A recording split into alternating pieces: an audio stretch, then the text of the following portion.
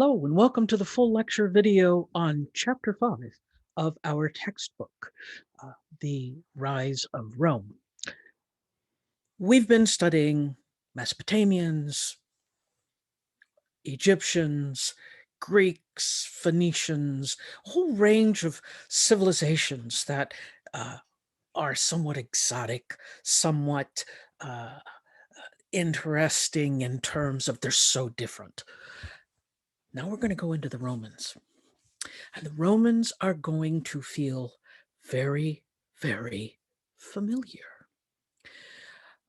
One reason they feel so familiar, and I do touch upon this in a couple of uh, videos that I want you to watch, really short videos I want you to watch in addition to this one, about how Rome and the Republic influenced early America. And how symbols, ideas, and government styles came down to us from the Romans. And it was the founding fathers of the United States who might have picked up the concept of democracy from the Greeks, from that little short period that Athens had a democracy. But much of our foundational ideas, structures, even the words come from the Romans. So let me get started.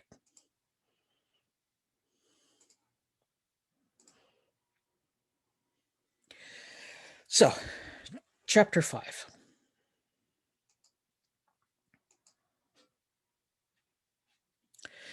The Romans basically are not the first people on the Italian peninsula. They're not even the second or third people on the Italian peninsula. And I'm going to call it the Italian peninsula to emphasize the fact that, number one, it is a peninsula. Of course, it's surrounded on three sides by water. There's a very small area to the north that is available somewhat by land, as long as you can get over the Swiss Alps sufficiently. But also, I could call it Italy because it is the modern nation of Italy. However, the modern nation of Italy did not exist until the 1860s. So barely 160 years ago. So consequently, this construct of Italy was not there during any part of the history up until that moment. The geography of this peninsula is very different than the geography of Greece. Remember, I talked about Greece being very hilly, and there were very few places to actually grow wheat and other crops. The Italian peninsula is the exact opposite. Yes, it has a group of mountains, a chain of mountains that goes down the spine, but they are oftentimes volcanic. And the thing about volcanic mountains is that when they release lava, pyroclastic flow, the things that they're going to send out, oftentimes that makes the area very fertile. Italy has a lot of flat land that's extremely fertile. And in fact, we'll see how the cities of Italy develop on the flat areas. They basically leave the flat areas for growing and put their cities up on hilltops. Easier to defend, allows for maximum amount of growing. Now, the Italian peninsula also is shaped like a boot. Can't get around that. It is shaped like a boot with a high heel and toe and everything. So I will probably be using boot analogies to tell you where things are on the Italian peninsula, because it just looks like that. I'm sorry. Anyway, so the Italian peninsula is extremely fertile. It's extremely attractive. That's what's going to attract many groups to live there. However, it is difficult to defend. It is, for the most part, coastline. Um, and it would be prohibitive for any government, even a modern government, to be able to patrol that entire coastline to keep people from landing. Uh, this shapes the the uh, Romans and their ideas about how to protect themselves and their ideas towards water and oceans. They will early on see water as barriers, not as the place where you just jump in and sail wherever, like the Greeks did. The Romans will not be involved in a lot of sailing early on. However, as I said, the Romans were not the first people on the Italian peninsula. The first people that we know of, that we have anything left behind, aside from just human remains, is a people known as the Etruscans. These were people that had been there even before the fall of the um, Bronze Age, so even before 1100 BCE. They were a loose confederation of independent city-states, so somewhat like Greece, but uh, much more in contact with each other, and there was generally a king over many of them. Uh, However, the Etruscans are mysterious to us because, yet again, this is another group that we cannot read their written language. It is still a mystery. I think it's wonderful that we keep running into groups that we can't read their language, but you know, it is frustrating. Now, they did leave behind some art, tombstones, and a few other things. And they will leave behind some of their oral histories, some of their stories and mythology that the Romans will pick up on.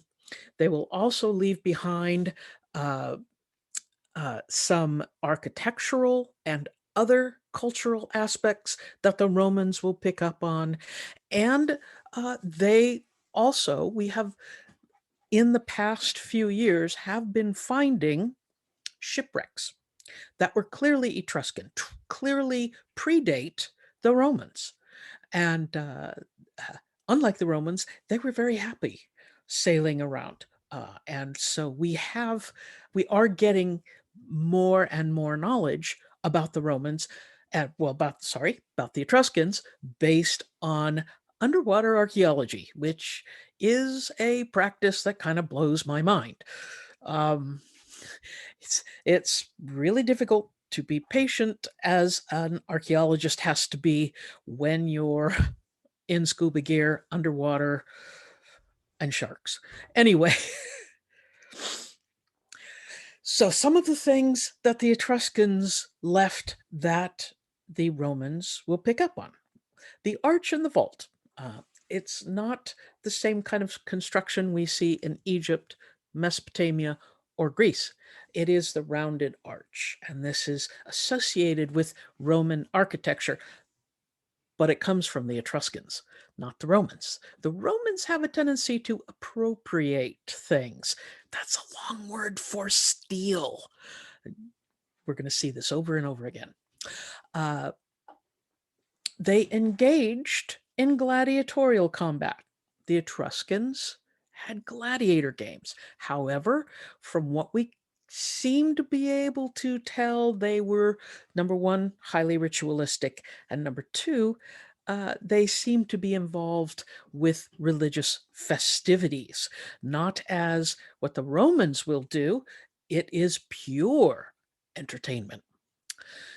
We think pretty certain that women were held in higher status than Greek or Romans women, that they participated more in public life and that they were considered close to the equal of men. One of the reasons we think of this is that we have found various tombstones. This is a tombstone. The couple portrayed on top is buried underneath, but you can see there's a very high level of uh, talent and in carving this, but more than just the beauty of it, it tells us some things about these people. For one thing, we can look at it and say, well, let's look at it. Let's look at the basic. What is it?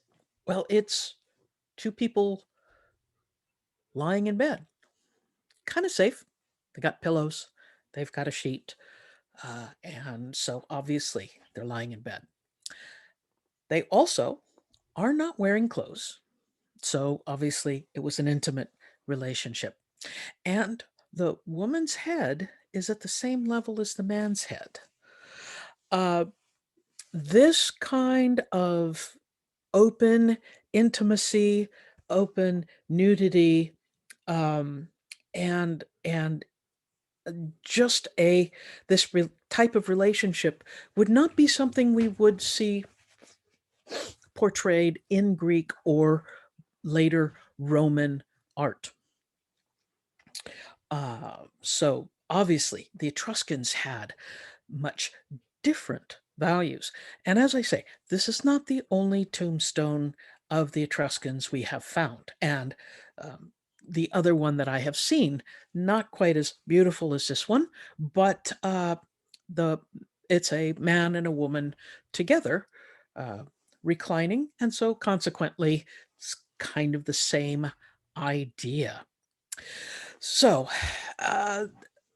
we've got Romans getting building styles from the Etruscans, gladiatorial games, um, and a third thing that the Romans pick up from the Etruscans is mythology.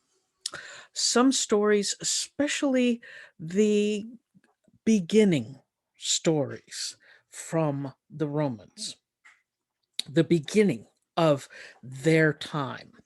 And one of the most important of those myths is about how nobility gets to the Italian peninsula. And the other one, um, it's much darker. It is actually about the founding of the city of Rome. And if you were a people, say in the Levant, the area we know as Syria and Israel today, or in Britain, that had been subjugated by the Romans, that had continued to be in conflict with them. This second story, the oppressed people would say, yeah, that sounds like the Romans. So first thing I want to cover, the arch and the vault. So here is the classic Etruscan slash Roman vault or arch. It is a rounded arch. It's made with bricks, and you only have to make a few of the bricks a particular trapezoidal shape known as a keystone shape in order to make it stand up. If you make the bricks correctly and put them together with mortar, this is another thing that the Romans used. You do it correctly, it makes a phenomenally strong structure.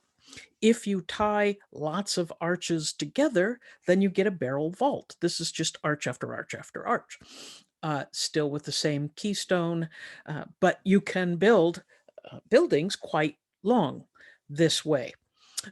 You can also open up that building by building a groin vault. This is just two barrel vaults intersected at 90-degree angles. And you can take out a lot of the walls. And what you get is an open space that's using very little floor space. The bay, which is the area inside, the The arches are only touching in 4 small places.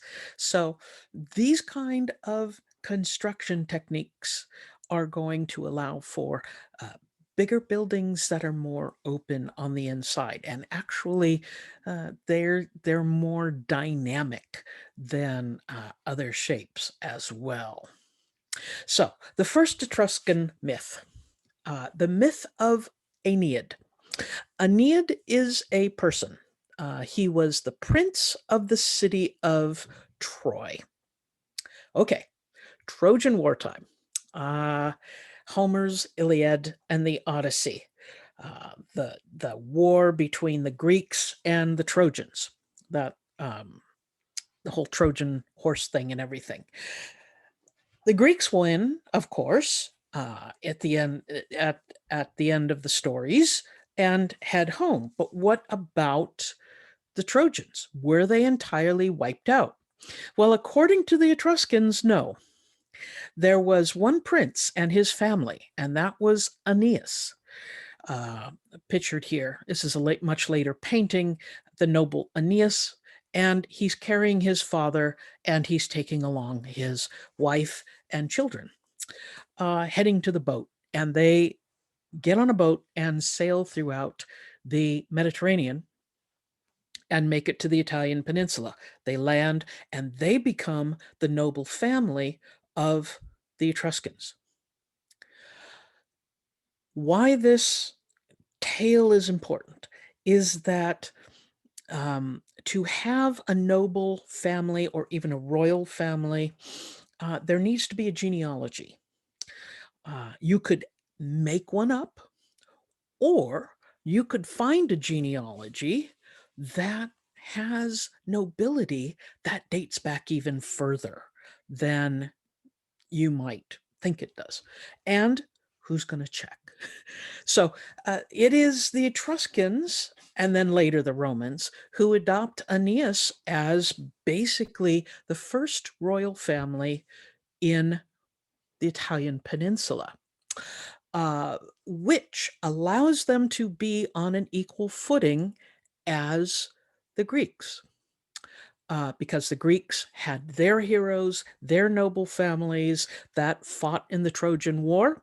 And so the Etruscans say, yes, our noble family fought in the Trojan War too.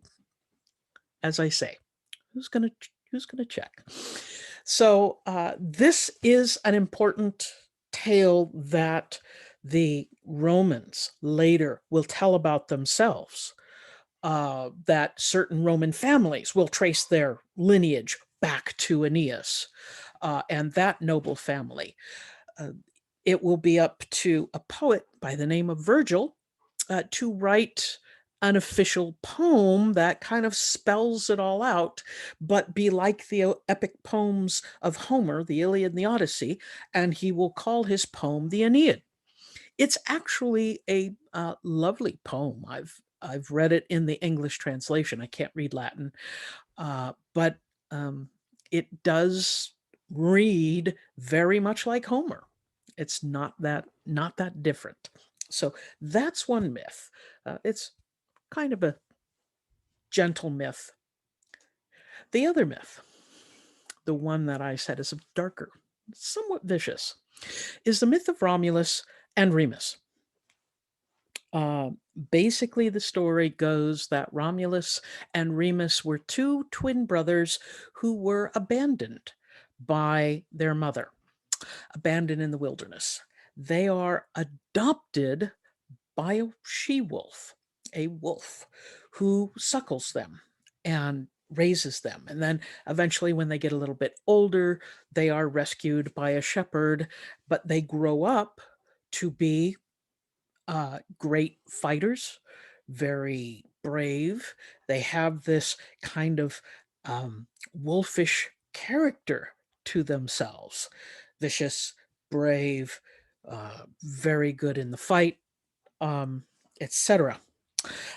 And it supposedly they will get a small piece of land from the Etruscan kings, and it's a swamp. It's inland on a river, the Tiber River. nobody wants it. And so they basically decide to create their city there, and they will populate it, and they will hopefully turn it into their own kingdom. And so uh, they take the land, but they fall into a fight. Who are they going? Who is going to run it? What are they going to? Who are they going to name it after? And so they fight. And Romulus kills Remus. It is a fratricide, a brother killing brother. And then Romulus, of course, becomes the leader of the city of Rome. That's where we get the term Romulus, Rome. Um, Otherwise, I'd be talking about Rome.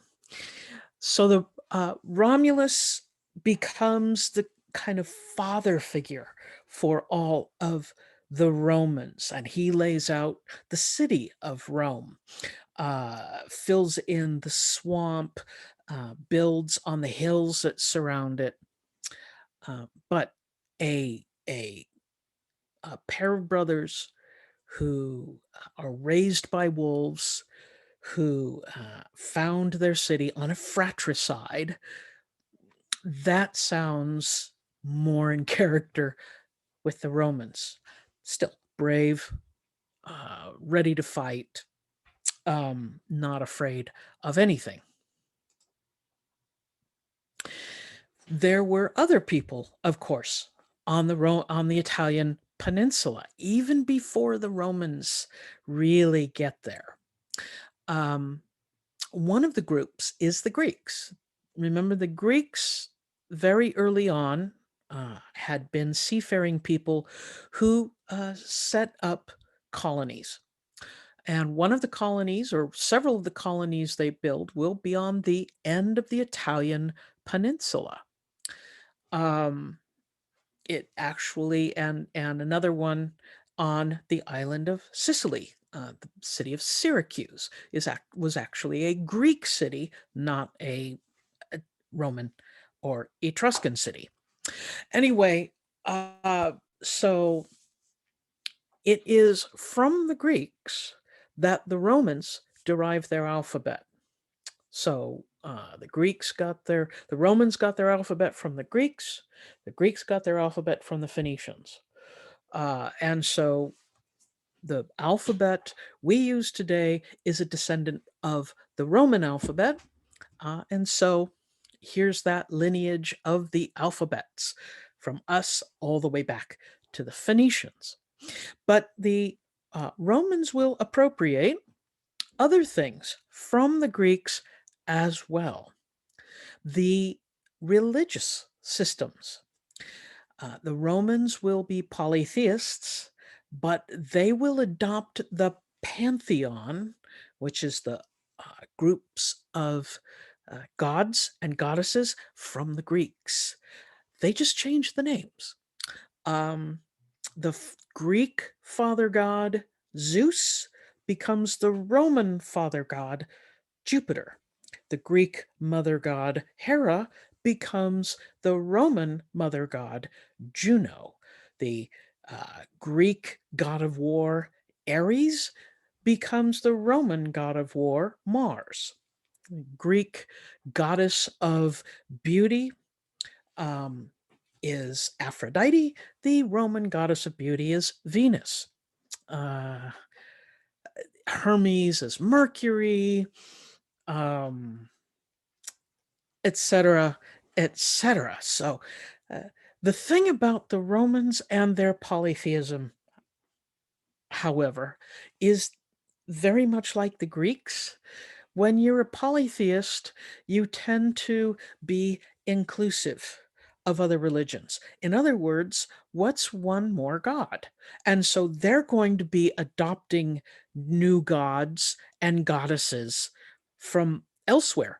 Isis, the goddess, one of the Egyptian goddess, is going to have her cult. There will be a new cult of Dionysius. He's called Bacchus in the Roman tradition. There will be the cult of Mithras will also be another god that will be brought in. And of course, I'll talk next chapter about how that becomes a real problem when the Romans overtake monotheists. So when we get to the Hebrews and then a little bit later the Christians, it will be a problem. Anyway, but think of them as being as these polytheists welcoming other sects, other groups, other religions. However, as much as the Romans will get from the Greeks, they don't want to emphasize the fact that they got all this from the Greeks. Um, that's why the Romans are going to play up the story of Aeneas, the Trojan prince, because after all, the Trojans were a settlement of the Mycenaeans, of the ancient Greeks. And so by playing up their Trojan heritage, the Romans can say, we're just as good as the Greeks. We have our own noble family, just like the Greeks. We're heroes, just like the Greeks. They just happen to lose one war. So the Romans are kind of funny about, yeah, we got all these things from the Greeks, but we're still Romans. Now, I have been calling these people the Romans. Archaeological evidence shows us something a little bit differently. They like to point at the fact that they came from the city of Rome. Their 0 year is, in fact, the founding year of the city of Rome. However, archaeological and DNA evidence tell us no, they were basically a group that came from outside of the Italian peninsula, somewhere in Europe proper. And they were known as the Latins. Roman language is Latin. So they call these nomads who cross the Alps and come into the Italian peninsula around 2000 BCE. These are the people who are the descendant or the ancestors of the Romans.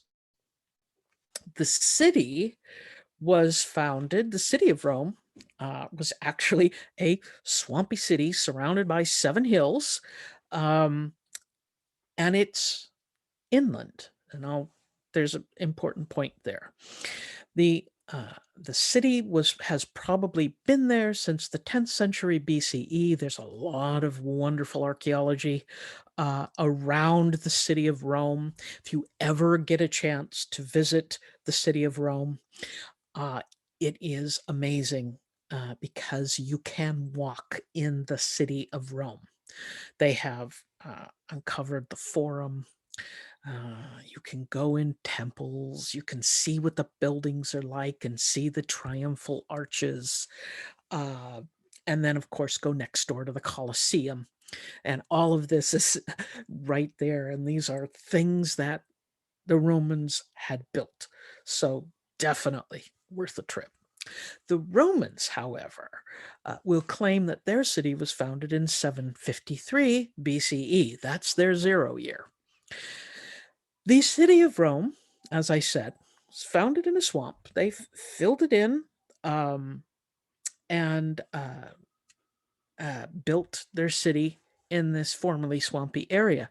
It is inland.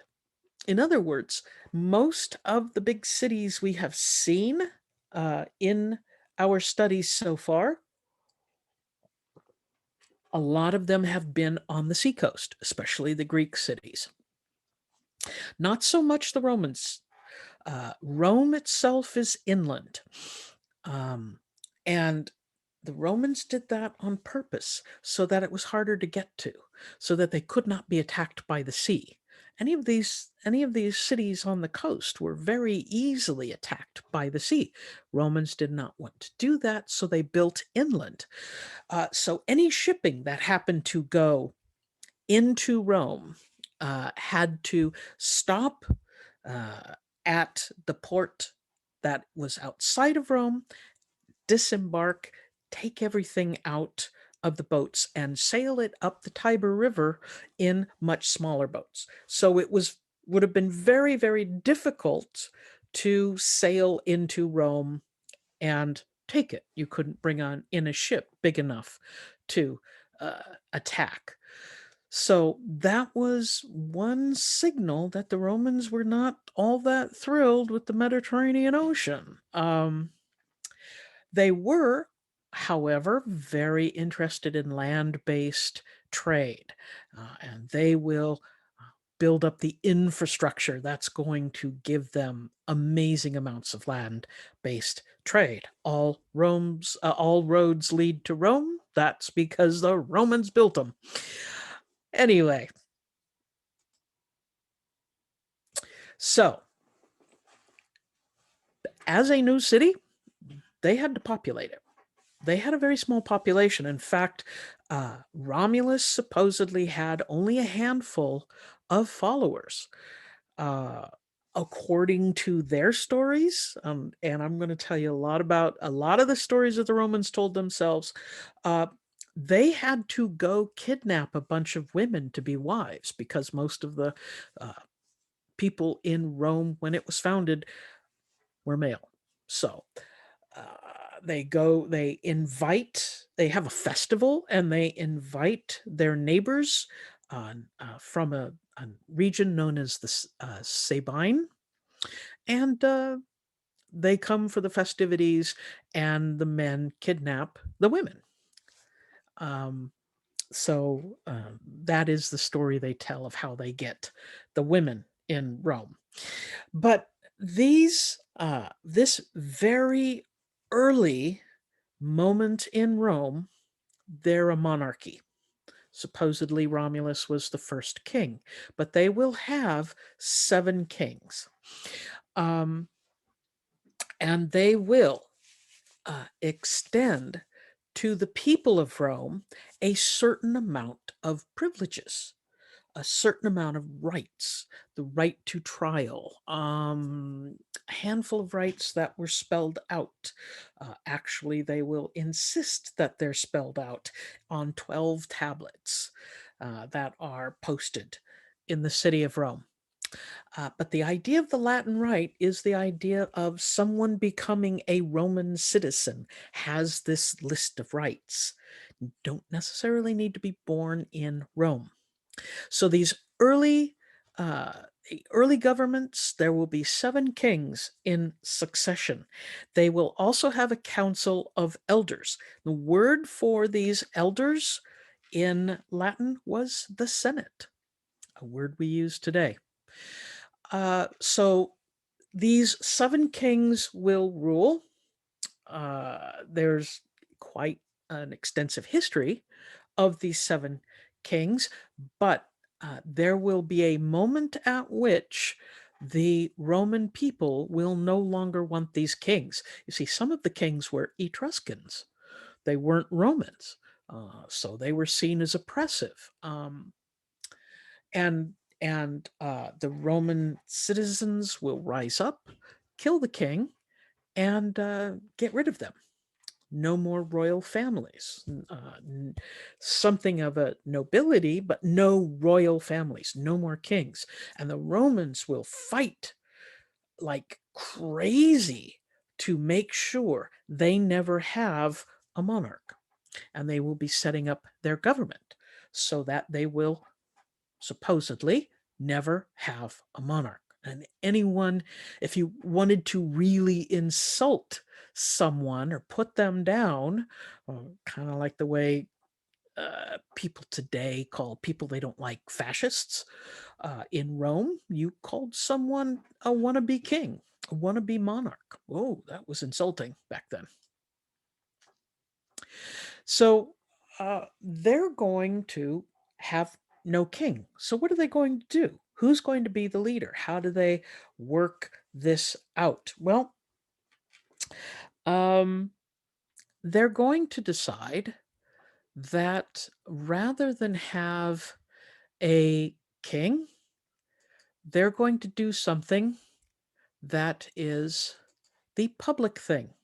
It's not a monarch thing, it's a public thing, or as they call it, the res publica. Respublica, the public thing. And that is where we get the word republic from, the Respublica.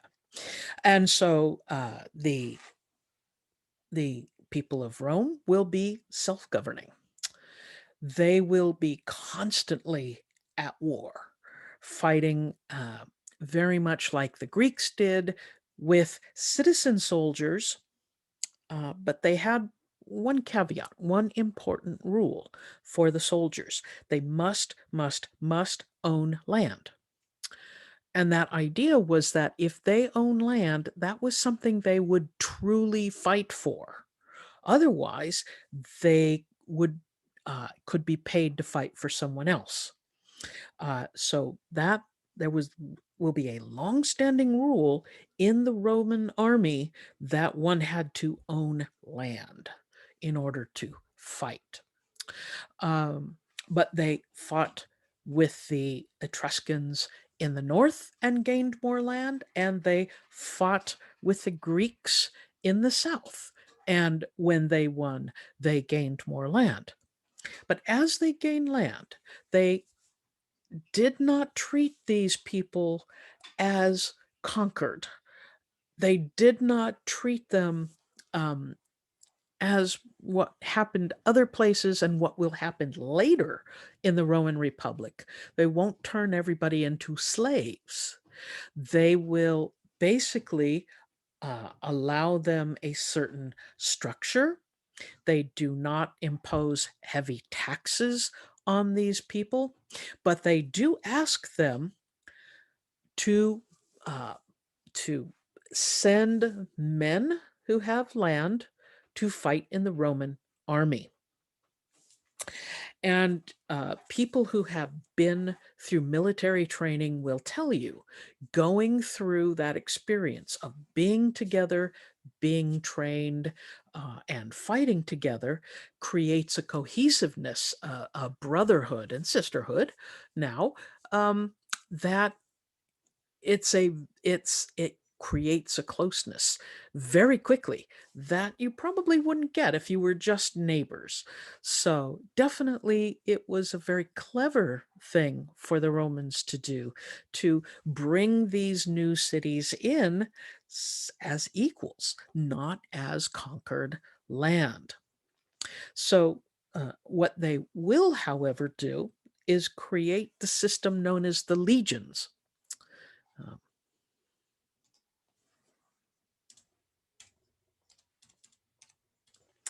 These are small military units that will be broken up and train together, live together, fight together, etc. The Romans from early on will develop a standing army, and that will be very important for their development. The other thing that is important to know about the Romans is their dependence on agriculture. Italian Peninsula was a great place to grow things. The emphasis was on owning more land, having bigger farms, uh, and it becomes important in the utmost to own land. In fact, if you were to serve in the government, you could not be anything but a landowner, a farmer. Not that they were out plowing their own fields, but they owned the land and they were farmers. They weren't merchants. They weren't craftsmen. They were farmers, and that's important. That was part of their status, part of their identity.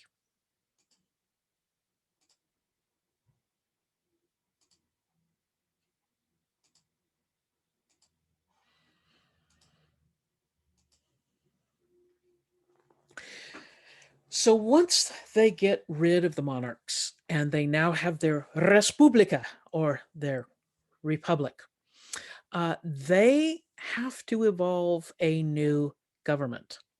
They keep the Council of Elders, the Advisory Council, the Senate, as they were called. Those guys stayed. The Senate. The Senate is the large legislative body. Uh, instead of having a king or a executive, they will have two consuls. These consuls were the executive branch and the judicial branch together.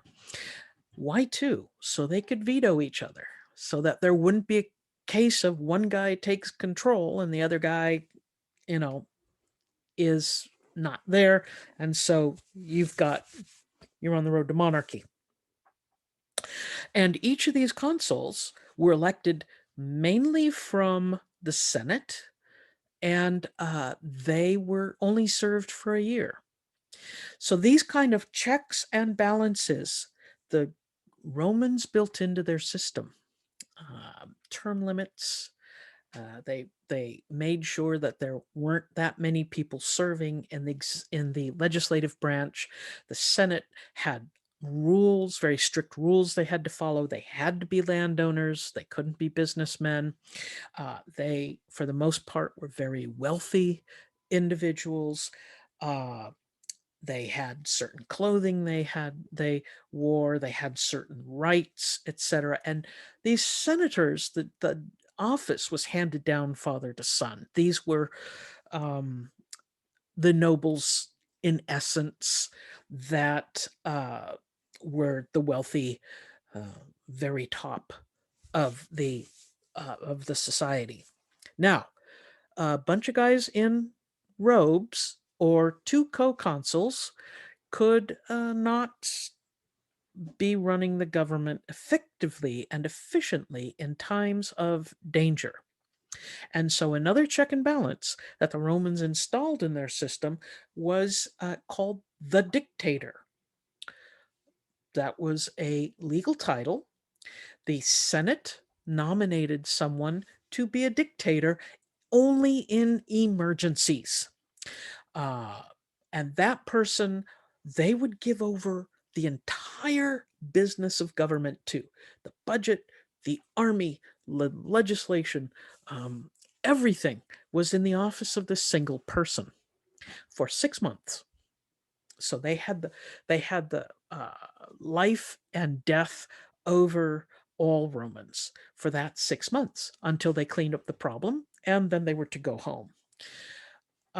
So the dictators were only there in case of emergency. They were only supposed to serve for 6 months. And that was how they kept a check and balance on them. One of the videos I want you to watch that we created is a real short one about the most the Romans' idea of the perfect dictator, and that was a man named Cincinnatus. I'll go ahead and write that.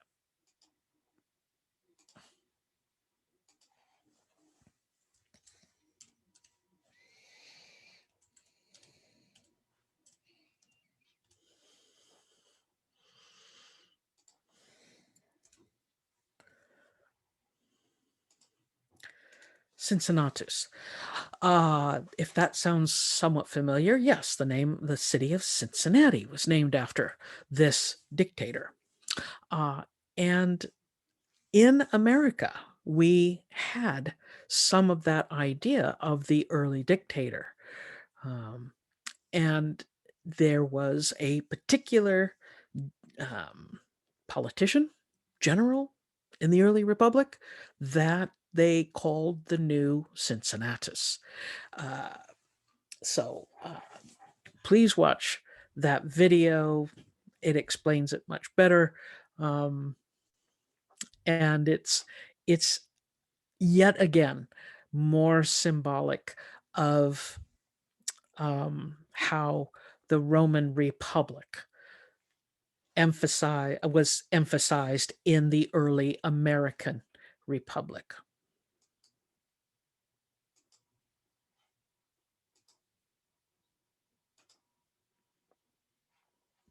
So the social structure of early Rome, very important to know.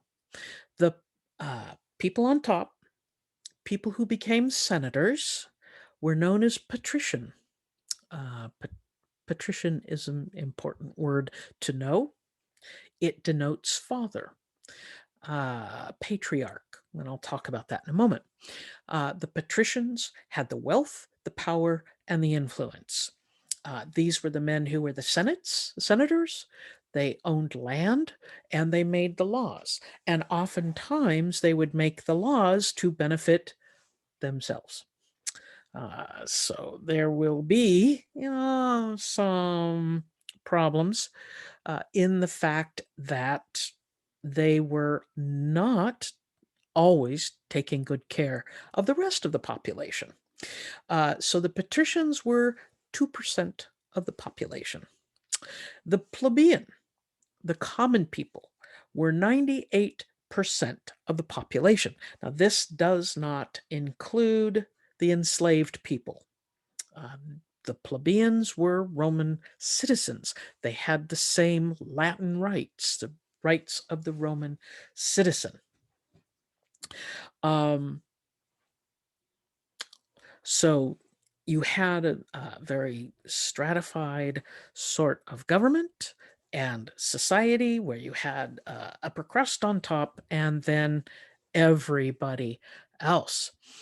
And in fact, when we look at the images of early Rome, you can see kind of in the background of all of my slides, there are 4 letters, SPQR,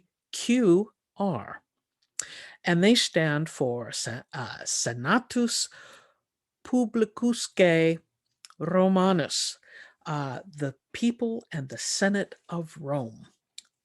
So that was their big symbol. That was that SPQR, and that was emblazoned on everything. And if you go to Rome today, you will find it all over the place. The city of Rome adopted that as their symbol, and so it's on the manhole covers, and it's on the transistors, the powered lines, and it's on everything. It's on all the cars driving around. So they kind of kept that as a nod to ancient Rome. So the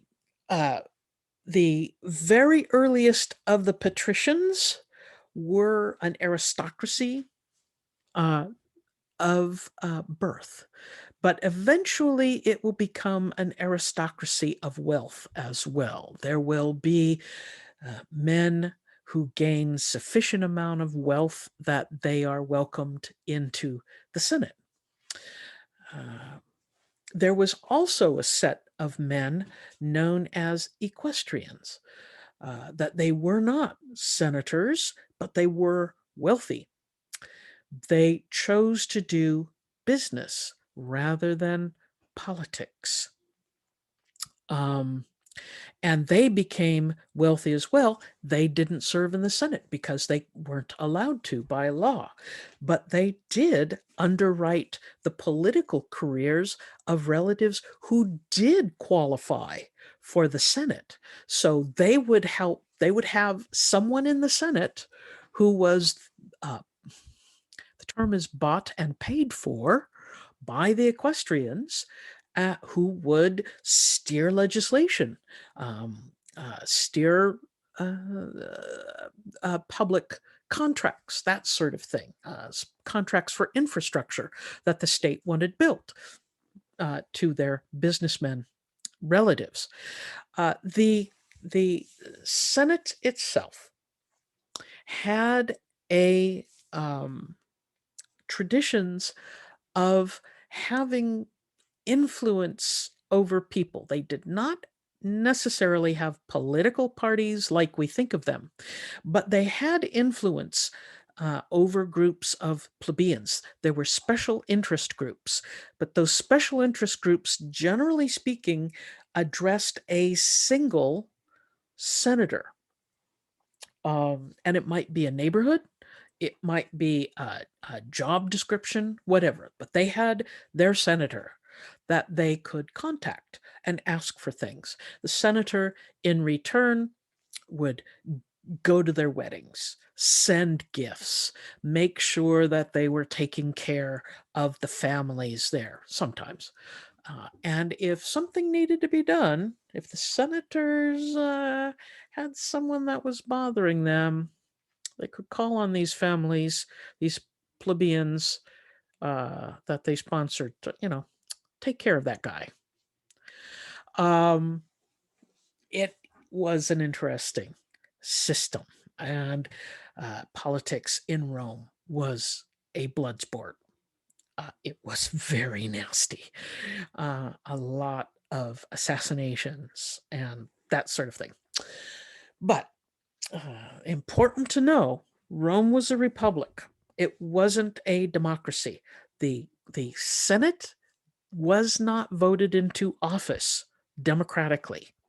There will be times that there will be some representatives of the plebeians voted into offices.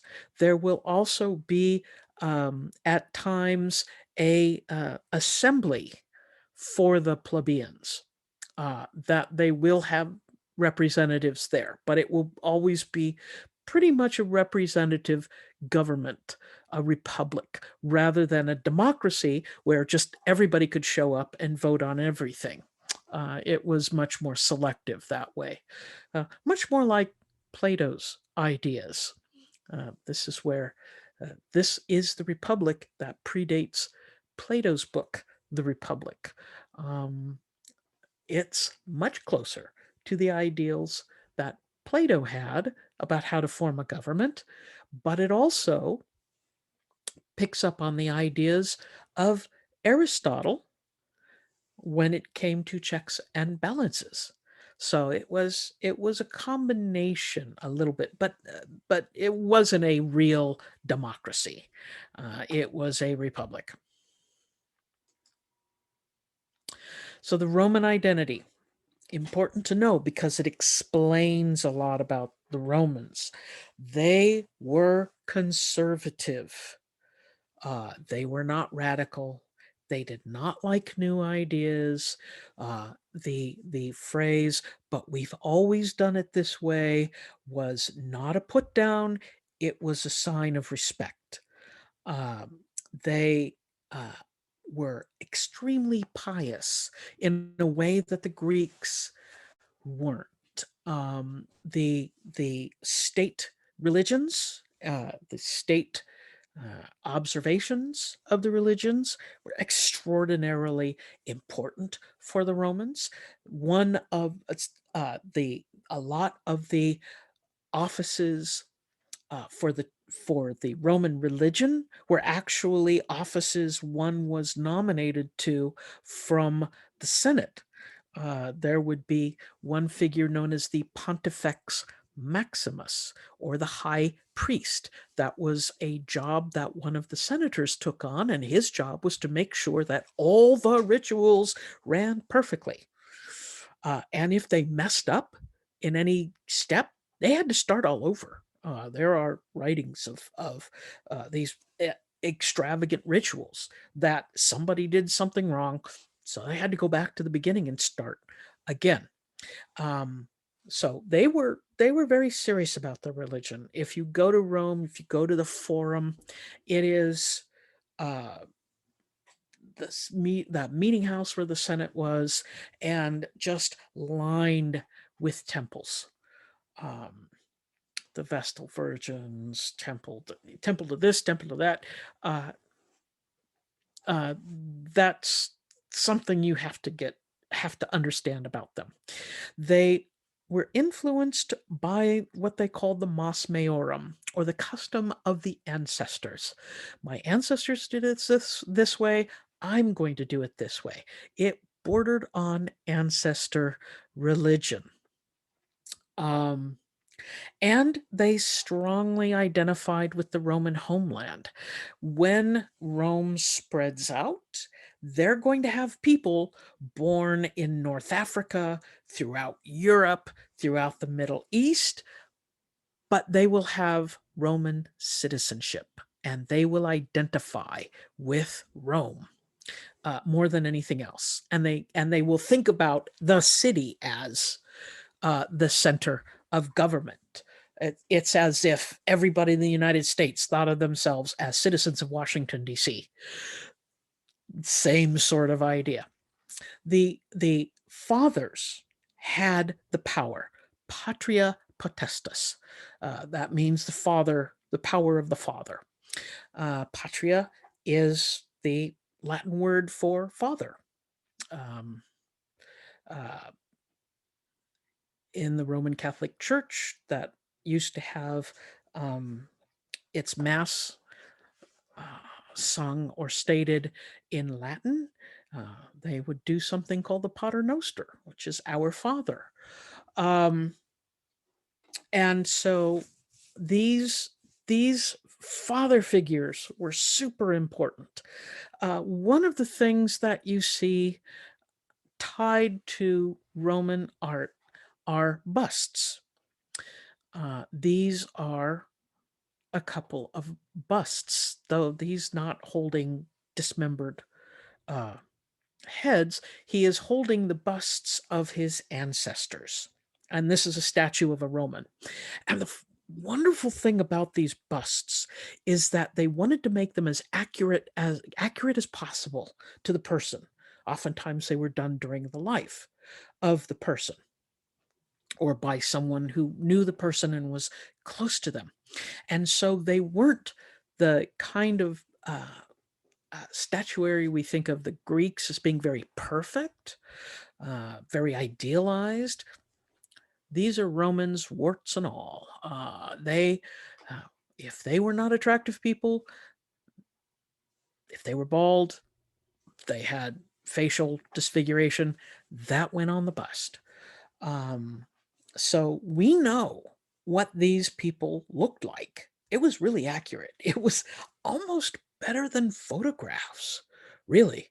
Now, it was mainly the rich people who had them done, but we have thousands of these in the Vatican Museum, which is attached to the Pope's palace. The Vatican Museum, they have hallways that go on for hundreds and hundreds of feet with shelf after shelf full of these busts, and they're all staring down at you. In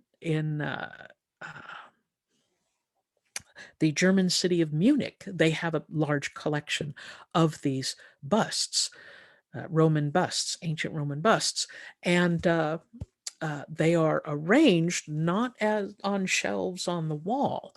They are arranged on stands that you can walk around, and they are at face height. So you are staring at these, and they're not all the same height. They're kind of, a little bit up, a little bit down. And so you can walk around them and feel like you are standing in a crowd of Romans. Um, it's something that you can appreciate, that there's so much personality in this artwork that was just lost with the Greek statues. These are real people. And it was important to have them because there were certain household religious rituals that every Roman household had, and if they could afford it, they had busts of the ancestors, and they were part of this ritual space where they had these home rituals, and they were there to participate. In a sense that if the spirits of the ancestors that had passed on, if they came back, you didn't want them wandering around the house. They had a place to stay, and that was their bust. The Romans, many of them felt that the spirit of their ancestor was inside that statue during whatever ritual they were doing.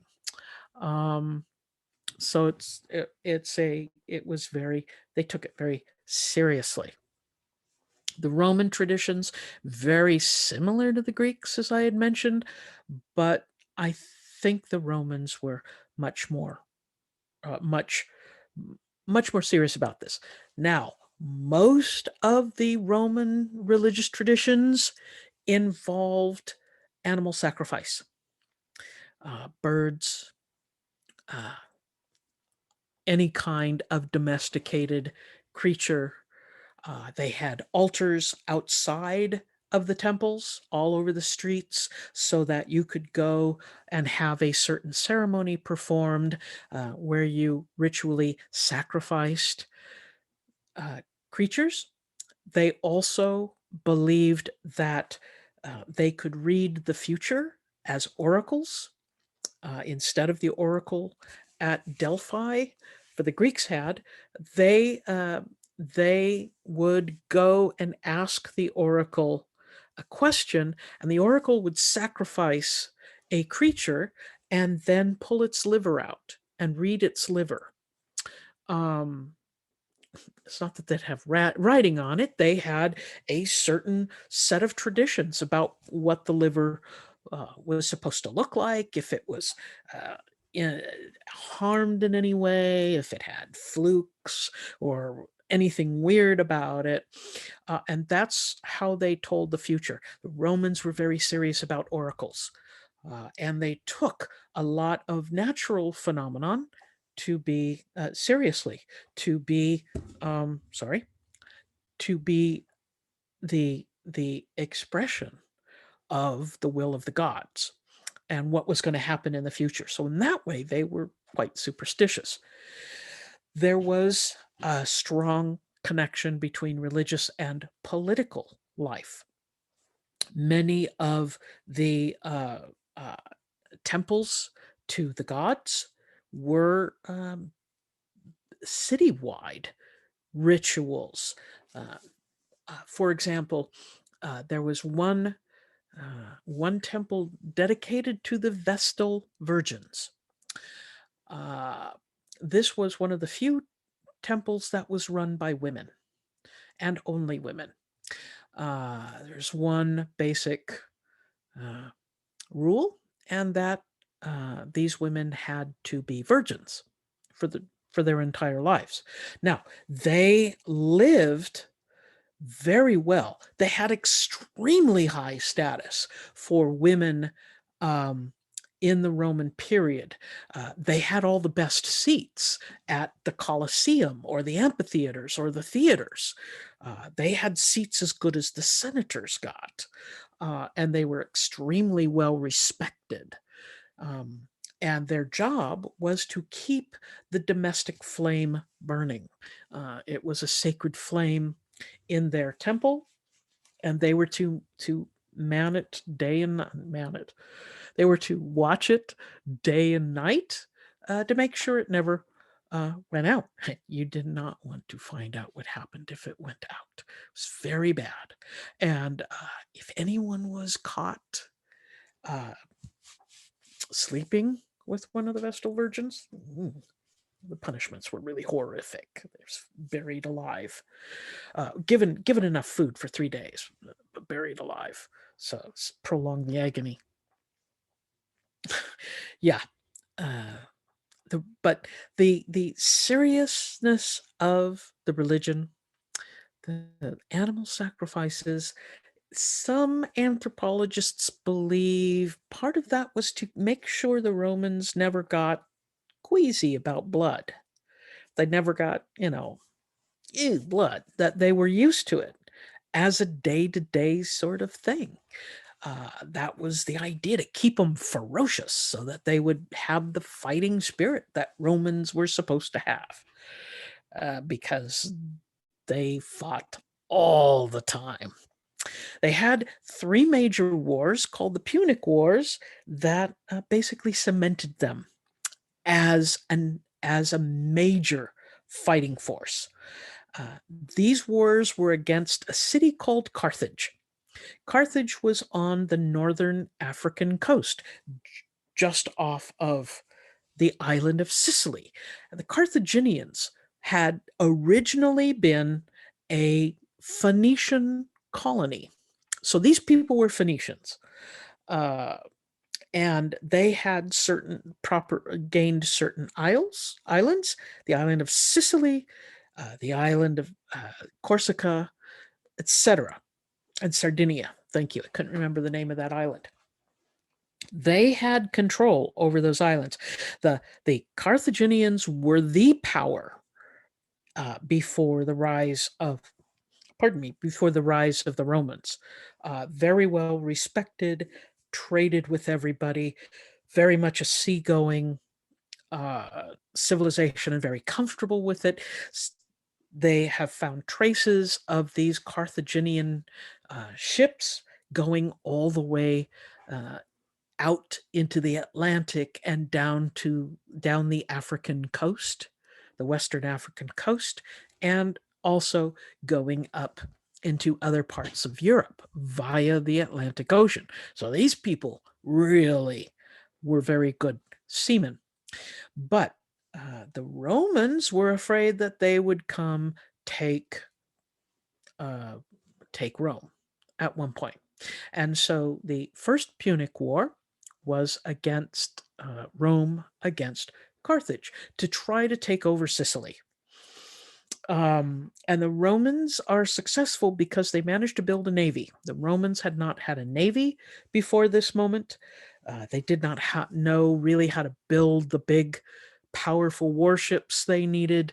And so at one point, they captured a Carthaginian ship, took it all apart, numbered all the parts, built duplicates of all the parts, reassembled the ships, and that's how they built the navy. They got one boat, they took it all apart, they used it as a model, as a template, and then they assembled their navy from that, and they were able to beat the Carthaginians in various battles on Sicily. And they will eventually seize the islands of Corsica and Sardinia, which are just off the coast of the Italian peninsula to the west. So that's the First Punic War. Victory goes to the Romans. The Second Punic War, the Carthaginians are determined to fight the Romans. They want their territory back. And their general, they have a great general named Hamilcar, who will take a navy and an army and some secret weapons and head to Spain, which is, of course, on the European mainland, and form a giant army there of close to 250,000 men.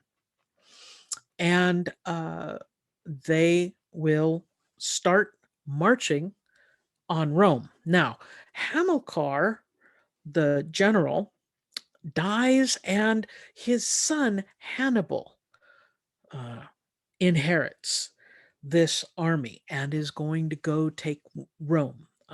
He hates the Romans. As the Carthaginian army is marching forward, the Romans say, hey, you're on our territory. We're going to declare war on you. Hannibal doesn't care. Hannibal's got a giant army, and he's got his secret weapons. His secret weapons were elephants. He had close to 40 elephants that were trained to fight. Actually, you had these guys up in the roosts on the top of the elephants, and they used bows and arrows and javelins and tossed them down. And they were quite a fearsome sight. Any of you who are big fans of The Lord of the Rings, the very last novel, The Oliphants, think that way. And that's what you're going to get with Hannibal's elephants. However, there are two main mountain ranges between Spain and the Italian peninsula. The Pyrenees between Spain and France, and then the Alps between France and the Italian peninsula. And they had to get these elephants over them.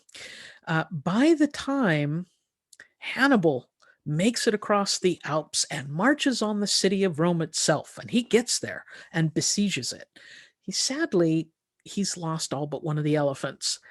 So kind of he's lost his secret weapons, but he still has a giant army, and he manages to completely encircle Rome, and he's going to starve them.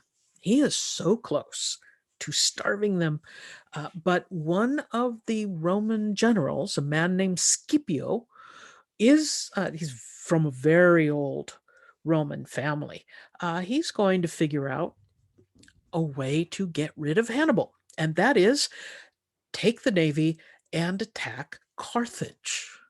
So Hannibal's got the army at Rome, and Carthage is sitting there pretty much quite undefended. And of course, the leadership of Carthage asks Hannibal to come home, and Hannibal's like, "I'm so close. But he does. He goes back to Carthage. Scipio gives him a fight, and um, Scipio wins. Scipio is given an honorific name, Africanus. So his family from here on out is Scipio Africanus. It's a big deal. When you got that, the naming conventions of the Romans, and I'll talk about it a little bit. You were allowed a cognomen, which is a third name, which is a name that people knew you by, but oftentimes it was an honorific that was granted to you because of a victory in warfare, or because of some physical whatever, but that was passed down to your children. Anyway, so Scipio Africanus wins and forces Carthage to give up all of its territory. So that should be the end of it. Second Punic War. However, there is, here's Scipio Africanus and Hannibal, busts of them both. So yeah, we have busts of them. But they're a little bit, the materials used for the busts tell us a weird story, because the bust of Scipio is, I believe, I don't know if it's bronze or a dark colored marble, and Hannibal is in white marble. You need to switch them, because Scipio Africanus was Caucasian, and Hannibal was probably, because he was of African descent, probably had more darker skin than Scipio. But there will be a senator for years in Rome who will stand up at every Senate meeting and says Carthage must be destroyed, for years. And they finally say, okay, let's go destroy Carthage. And they load up on their ships, they go to Carthage, and they just totally destroy it. And they take everybody as prisoners and enslave them. They bring back thousands of people to be enslaved to the Romans. They had not really done that much up until this point. But Carthage is destroyed. In fact, the tale goes that that the general of the Romans has his soldiers get salt and plow it into the ground so that nothing will ever grow there. So no one is tempted to build there, because it's toxic. These three Punic Wars, these three victories, the loot that the Romans get from it, the territory that the Romans get from it, the access to the Mediterranean that they get from it, the lessening of enemies such as the Carthaginians they get from it. They go on to build trading ships. This is not a fighting ship. This is a Roman trading ship. It's not the kind of big trireme we think about when we think of the Greeks. It's a big bottom boat for trading. The Roman idea is let's expand. Of course, senators are all for it because they're going to get more land out of it. So the Roman army goes west towards Spain, parts of France, but they're also going to go east. They're also going to take Greece and Macedonia. Um, all those little city states that had been there, that Philip II of Macedonia had taken, um, and then of course Alexander had taken a much bigger empire until that was broken up. But the Romans are going to go in 146 BCE and basically subjugate the Greek polis, the Greek city states, and take thousands of Greeks to be enslaved to at Rome. So they bring home thousands of people. And a lot of the people that they enslave are not agricultural workers. They are craftsmen, artists, teachers, accountants, or the equivalent of accountants. They were well educated Greeks.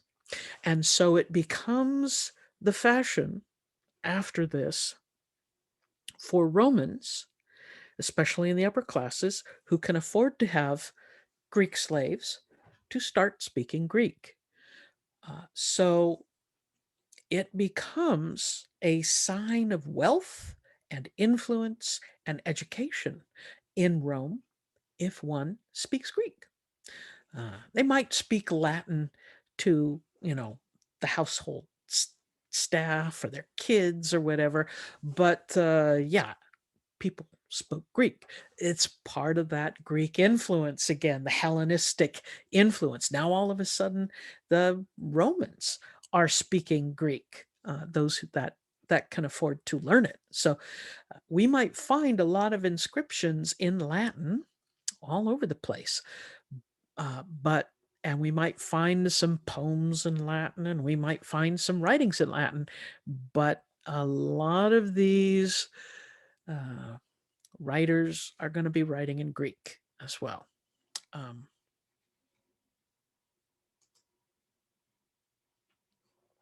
so Rome starts with just a city, grows until the First Punic War, to encompass most of the Italian boot. After the Punic Wars, uh, here they'll take Carthage, they'll take Sicily, Corsica, Sardinia. They will take Hispania. That is the Latin word for Spain. And of course, the Illyrian and Dalmatian coast, the area we now know as the Balkan Peninsula, and Greece. And they will continue to spread out. So they start from one city and they're going to expand and expand and expand. So by 44 BCE, they've got everything that's not blue or that pale yellow. So definitely spreading out with a kind of ferocity and ambition that one would expect from a wolf. Anyway, so instead then of being a Senate that is just a bunch of wealthy men who are ruling for their little area, all of a sudden they have to rule a much bigger area. And it's going to ask for a lot of changes in the laws, such as changes for rules for divorce, that it is easier for women to gain divorce. Women will gain some legal independence. Now, this is generally speaking for the wealthy elite. The average woman, not so much.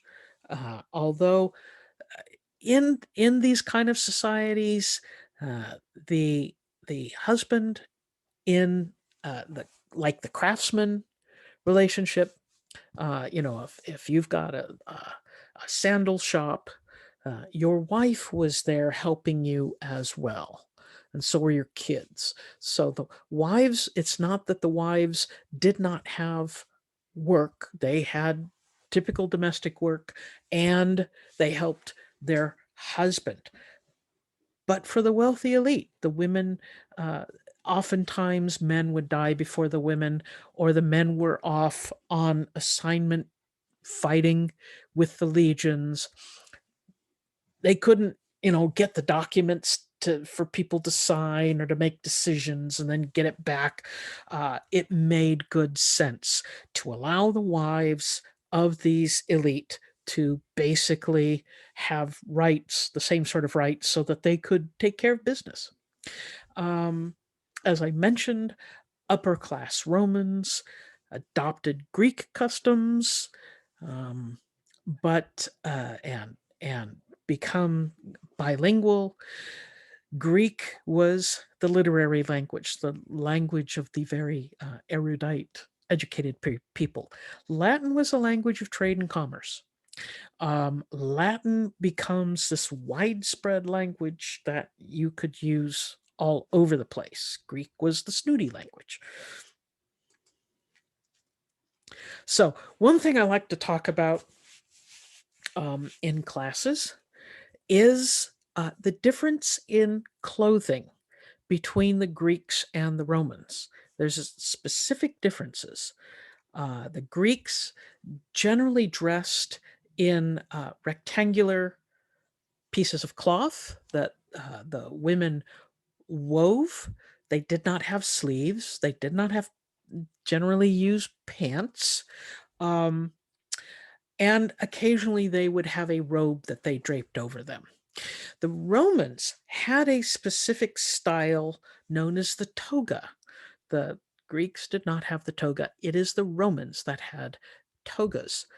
They also had tunics underneath the togas that had covered them, their upper torsos that came down. It's almost like a big t-shirt. Imagine a big t-shirt.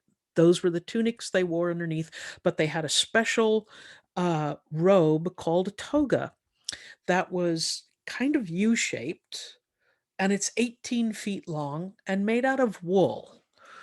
So it was extremely heavy, but wool drapes in a sort of way that's very elegant. And this toga had to be put on in a specific way. First draped over the left shoulder and then back around and coming over the left shoulder again and then being tucked in to the arm. Really, when you've got one of these things on, your left arm is useless because it's all wrapped up in this toga. And of course, there were ways to drape it so that you could have a pocket and use that to store things. Um, there was a room in the where this toga wrapped around your left hand so that you could stuff things in it, scrolls mainly. But your left hand didn't do much. Uh, you had to hold it in a certain way and you had to stand in a certain way. Now, the togas were only popular for a certain amount of time. You've got to admit,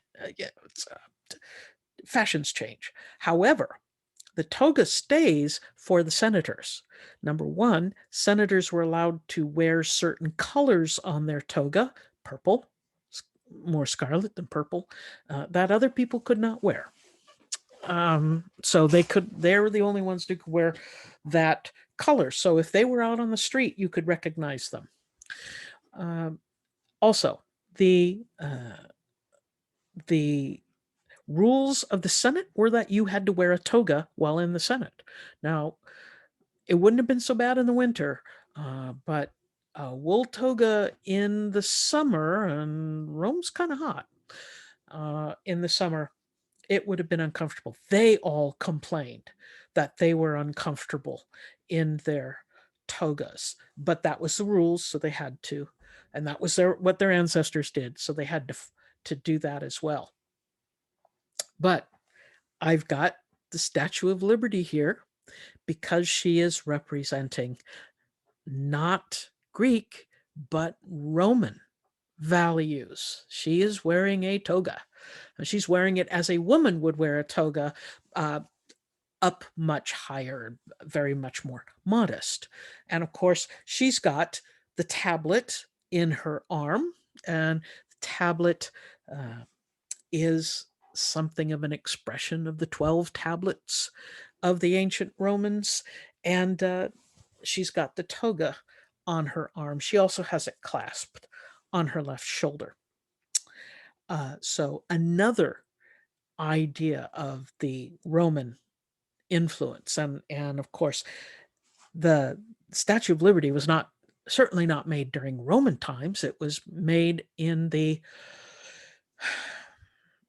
late 19th century by a French sculptor who basically wanted to acknowledge the fact that both the American Republic and the French Republic owed their a lot of their structure to the Roman Republic. So that's why she looks the way she does.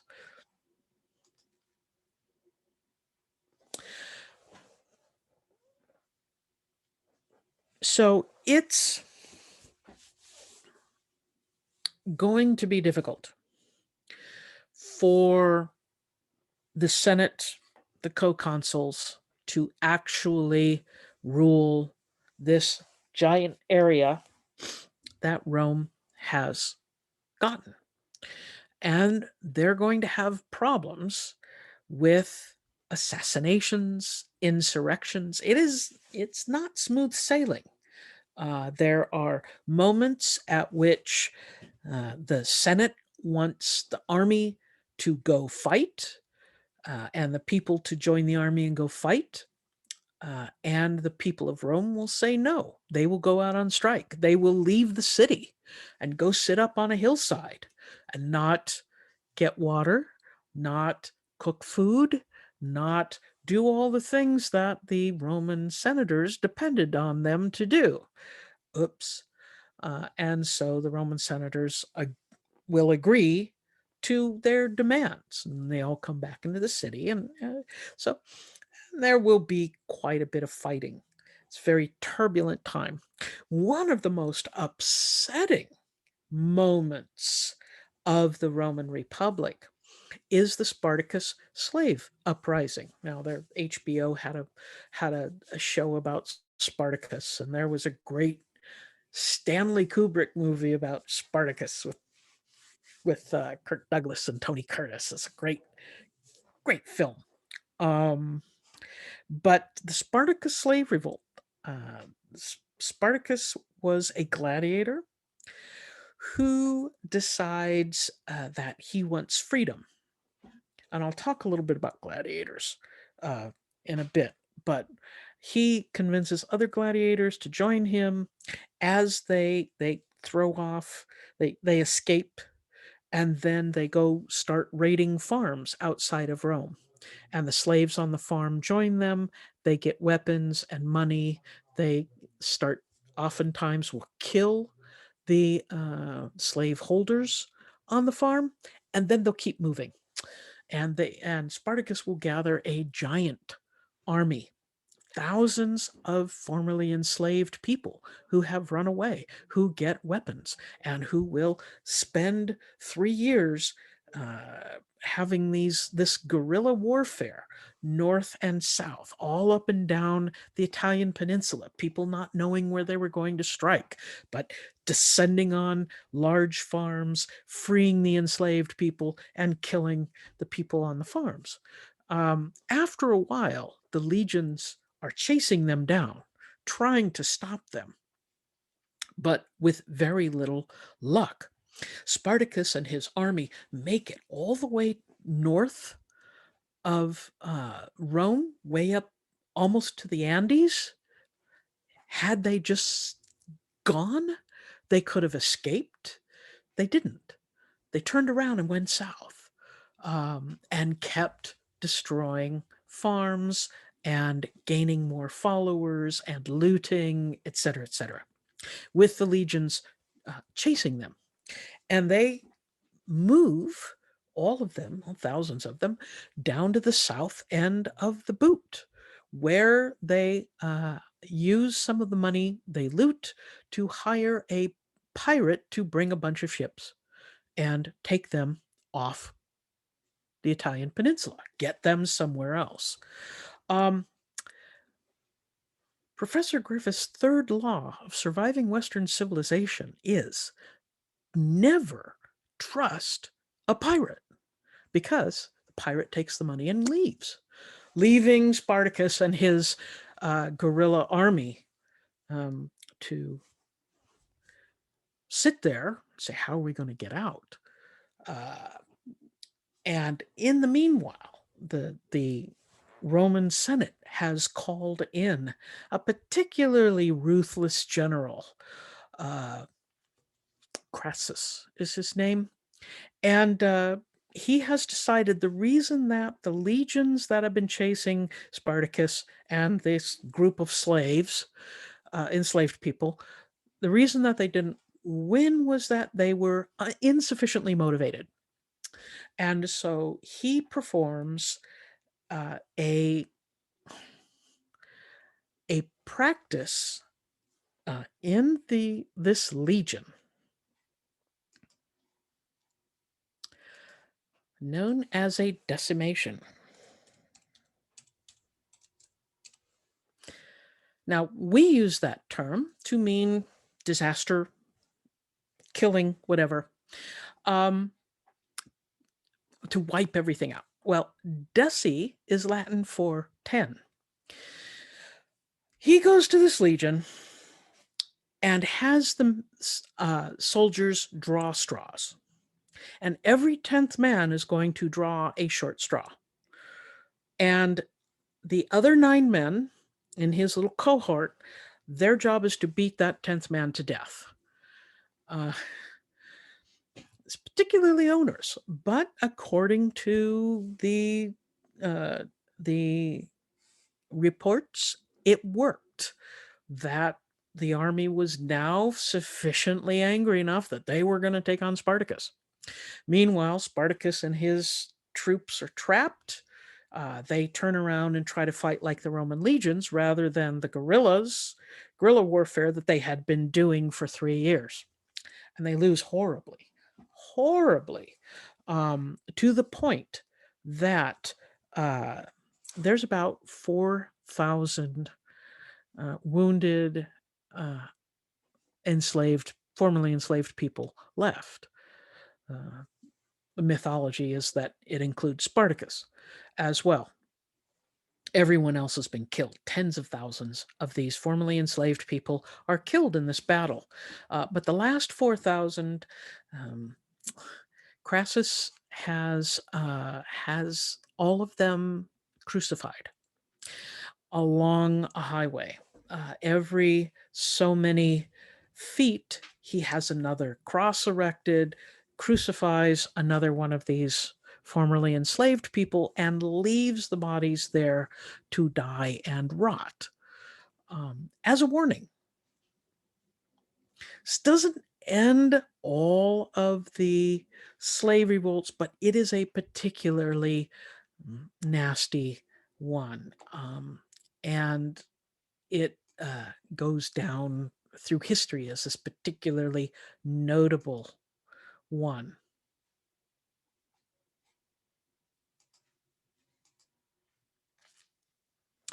So during this time, there are some problems. The senators had been making laws to benefit themselves, but not the people. And they had been making laws to help them get more and more land so that they can have bigger and bigger farms and make more money. Where are they getting the land?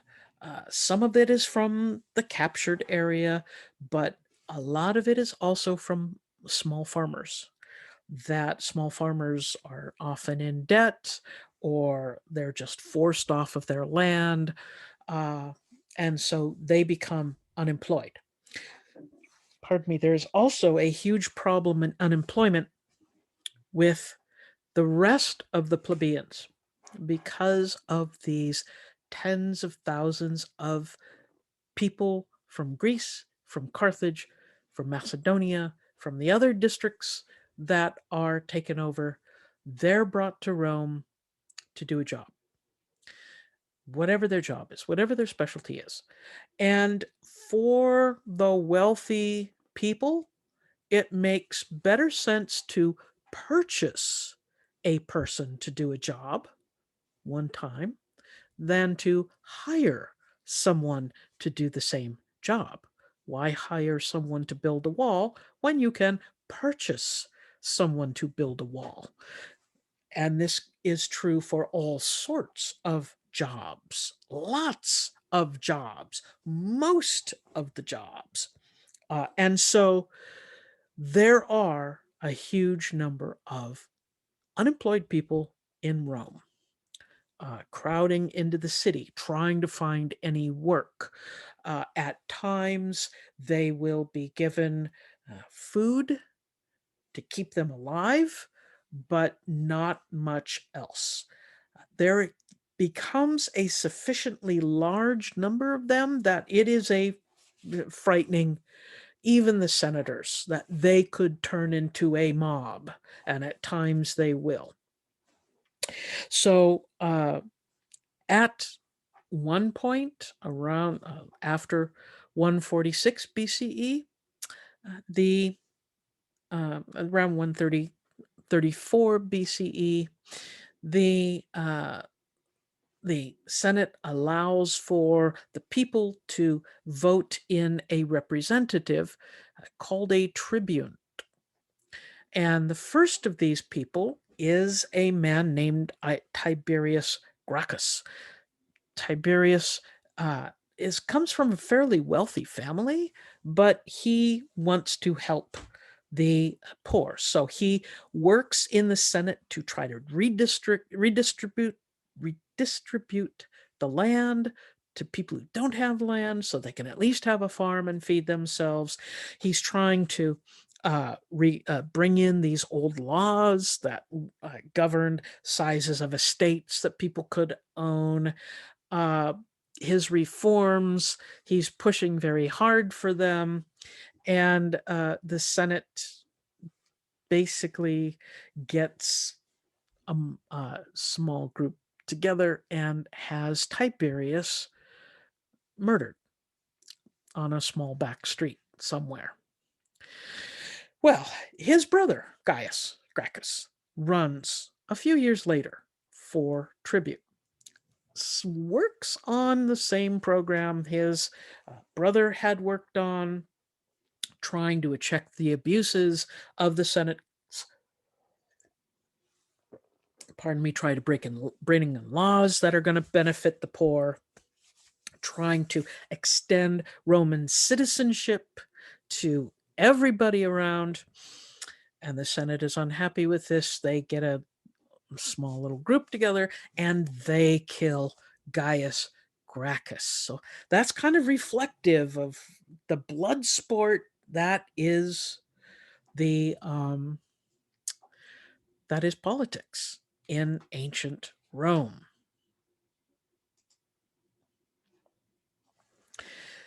So in order to quell what has been happening, we're going to see the aristocrats, the patricians, the Senate start to bend those checks and balances that they had in place.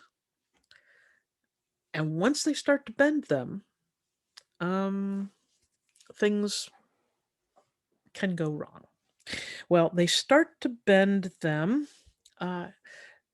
For example, in the case of Marius, a senator, a former general, he is elected consul in 107 BCE. And remember, the consul's term of office is 1 year. He is reelected 6 times because people are thinking he's doing a good job.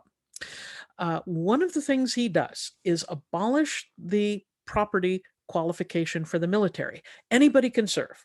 Any Roman citizen now can serve in the army. You don't have to own land. You've got a huge number of unemployed people hanging around, and all of a sudden they get a chance to travel, to be outfitted to go fight, and possibly take land, loot. There are all sorts of benefits. Um, and of course, the legions are being sent further and further and further out in the field. This is a real problem because they are no longer getting paid directly from the Senate in Rome. They're getting paid by their generals who know they have to pay the troops, or the troops are going to leave or mutiny or kill them. So they're going to pay the troops, hopefully getting money paid back by the Senate eventually. But the army, because they're getting paid by their general, are more loyal to the generals than they are to the idea of these senators back in Rome. And so when you get that, you get the possibility of civil wars, possibility of a general now having a legion that's beholden just to him, loyal just to him, to use it to, oh, I don't know, affect change. Um, this doesn't happen. During Marius's time, civil war is still not something that they're considering. Marius also turns the legions into the most effective fighting force in the world. And he does it through some weird um, reforms. He makes sure that every single legionnaire, every single soldier has the exact same kit. Same sword, same shield, same lances for throwing, armor, cloaks, and a backpack that's got all a shovel, cooking equipment, extra clothes, warm socks, that sort of thing. Sleeping equipment, a tent, so that they're all set to be out in the field, and every Roman soldier knows what they have to do. They are trained, and when it's time to set up camp, the camp is always set up the same. Everything's lined up in a certain way. And so when archaeologists today find what they think is a Roman camp, if they find a certain trace, like a garbage pit, they can literally point out where every other feature is going to be because they were all the same. The standardization made sure that the legionnaires were better fed, better clothed, better equipped, ready to fight, and were unstoppable, pretty much. They were a very scary army to have. However, going back to the ideas of possibilities of civil wars, that's going to happen. Under a general by the name of Sulla in 82 BCE, he is going to lead his army onto Rome and basically march on Rome and say, "You will make me dictator, and I will take care of things." Senate had no choice. They there's an army there. They were going to follow Sulla's direction. Sulla uh, fixes some of the things that's wrong with the Roman Republic, does some infrastructure work, fixes some things that had to be done, but he also eliminates his political opponents, those people who did not want Sulla to do these things. He has a lot of people killed, executed, and that was kind of unthinkable, but no one could stop him because he was dictator. He does also, for the people who still support him, will allow them to stay senators and will give them more power. And after 3 years, he said, my work is done here. He retires, goes back to his farm, and grows cabbages. Um, no, literally, he does grow cabbages. Uh, but the traditions, the checks, the balances have been eliminated. It is only a matter of time before this is repeated. Oh, yeah, it's going to be repeated. So, around 50 BCE, rather than having a dictator, the Senate will allow a triumvirate. That means three rulers. So not two co-consuls, but three rulers. And it's because these three men were extremely charismatic, important, um, uh, well considered, and respectable men. The idea was, let's put them in charge. And those three men were Pompey, Julius Caesar, and Crassus, the same guy who put down um, the Spartacus slave revolt.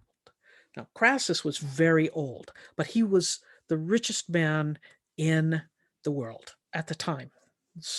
So some historians think we're talking Jeff Bezos rich.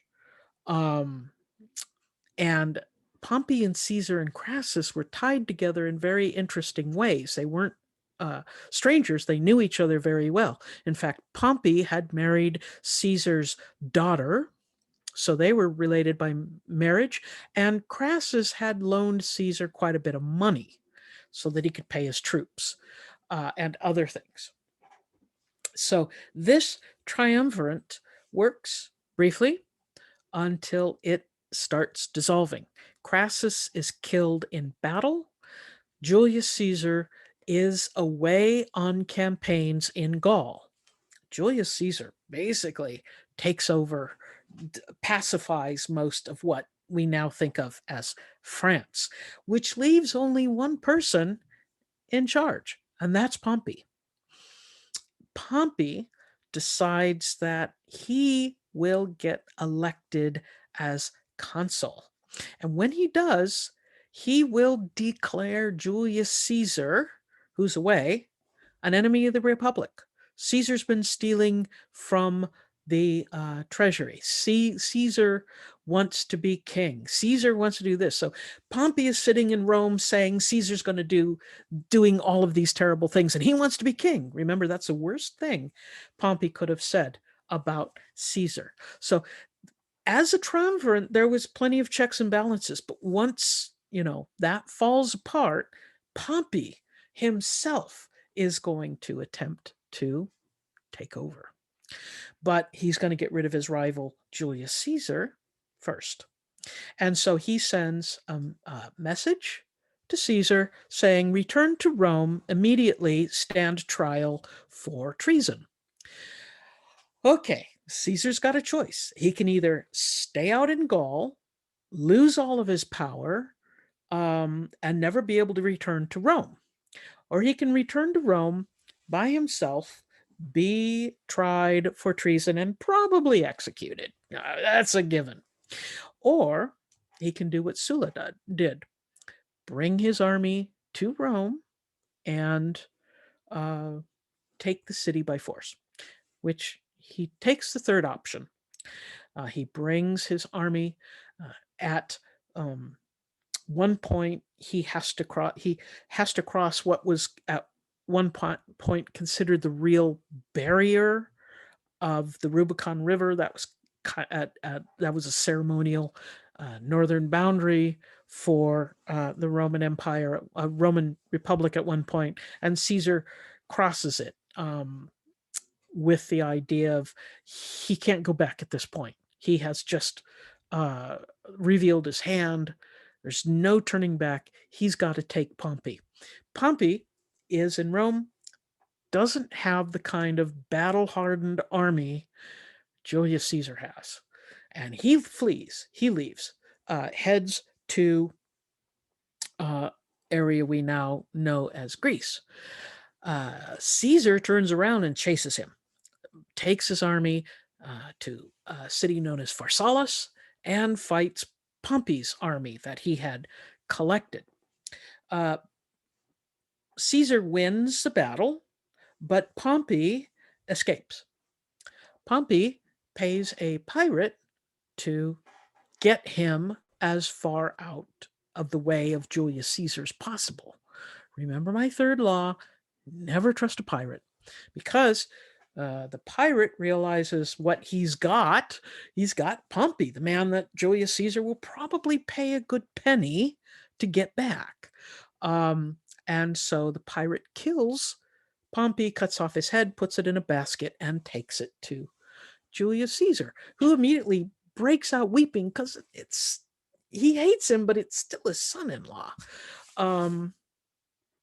And of course, Caesar now is in charge, and he kills the pirate, of course, and heads back to Rome for a triumph. Now, a triumph is a parade. It is a big deal.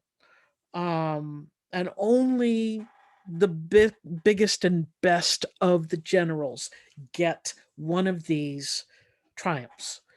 It is a parade in which the prisoners that you have captured, all of the loot that you have captured, has this big parade, and the general is near the back, and he's in a chariot, and behind him stands a slave, an enslaved person, who holds a golden laurel wreath over his head as a symbol of victory, ultimate victory. And everyone's cheering and clapping, and it's a very big deal. But the slave's job is not just to hold the wreath over the general's head. It is to whisper in the ear of the general, someday you will die. You are immortal. Don't let this go to your head. So Caesar gets that treatment, comes into Rome, is dictator, named dictator for 10 years, and then he declares himself in 46 BCE dictator for life. That breaks all of the checks and balances there ever was in Rome, period. He has full control over everything. Make war, make peace, complete control over all the money in the state, and can extend taxation, everything. He's the unquestioned head of it. Now, it turns out Caesar is an extremely good administrator and wants to do something for the plebeians. He wants to help the people. So he expands citizenship to areas that he has taken, Hispania, Spain, or Gaul, France. They're now all Roman citizens. Congratulations. He tries to take care of the economic inequalities. He expands the colonization. He sends people who have no jobs to places where they could have jobs. He gives away farmland to his legion. Retired legionnaires all of a sudden now get a nice little plot of land in Gaul or wherever. He practices that smart practice of, if you've gained a bunch of land, it's best to give it away. So a couple of other things he does, including devising the Julian calendar. It has become quite apparent to everybody that the calendar is off. Spring is supposed to start in March, and it's starting at a different time. And so in order to make it work, Julius Caesar uh, introduces one extra day every 4 years. It is Caesar and his mathematicians that invent leap year. Um, so you have Julius Caesar to thank for February 29th. However, members of the Senate and his enemies all decide that he's made himself king. I mean, clearly, this is what he has done. And so they form a conspiracy and assassinate Julius Caesar on the Ides of March, the 15th of March in 44 BCE. They stab him to death on the floor of the Senate. And this is, in fact, the historical moment that is portrayed on the Great Seal of the Commonwealth of Virginia. This is why our flag um, has that image. That is Julius Caesar, the dead guy on the floor, wearing purple with a crown. The implication being he was a king, and the people who loved the Republic and the people who killed him saw themselves as men who loved the Republic. They are thinking that they will be celebrated because they've gotten rid of a tyrant. The playwright, the English playwright Julius Caesar, William Shakespeare, writes an incredibly interesting, good, great play called Julius Caesar about this conspiracy and what happens.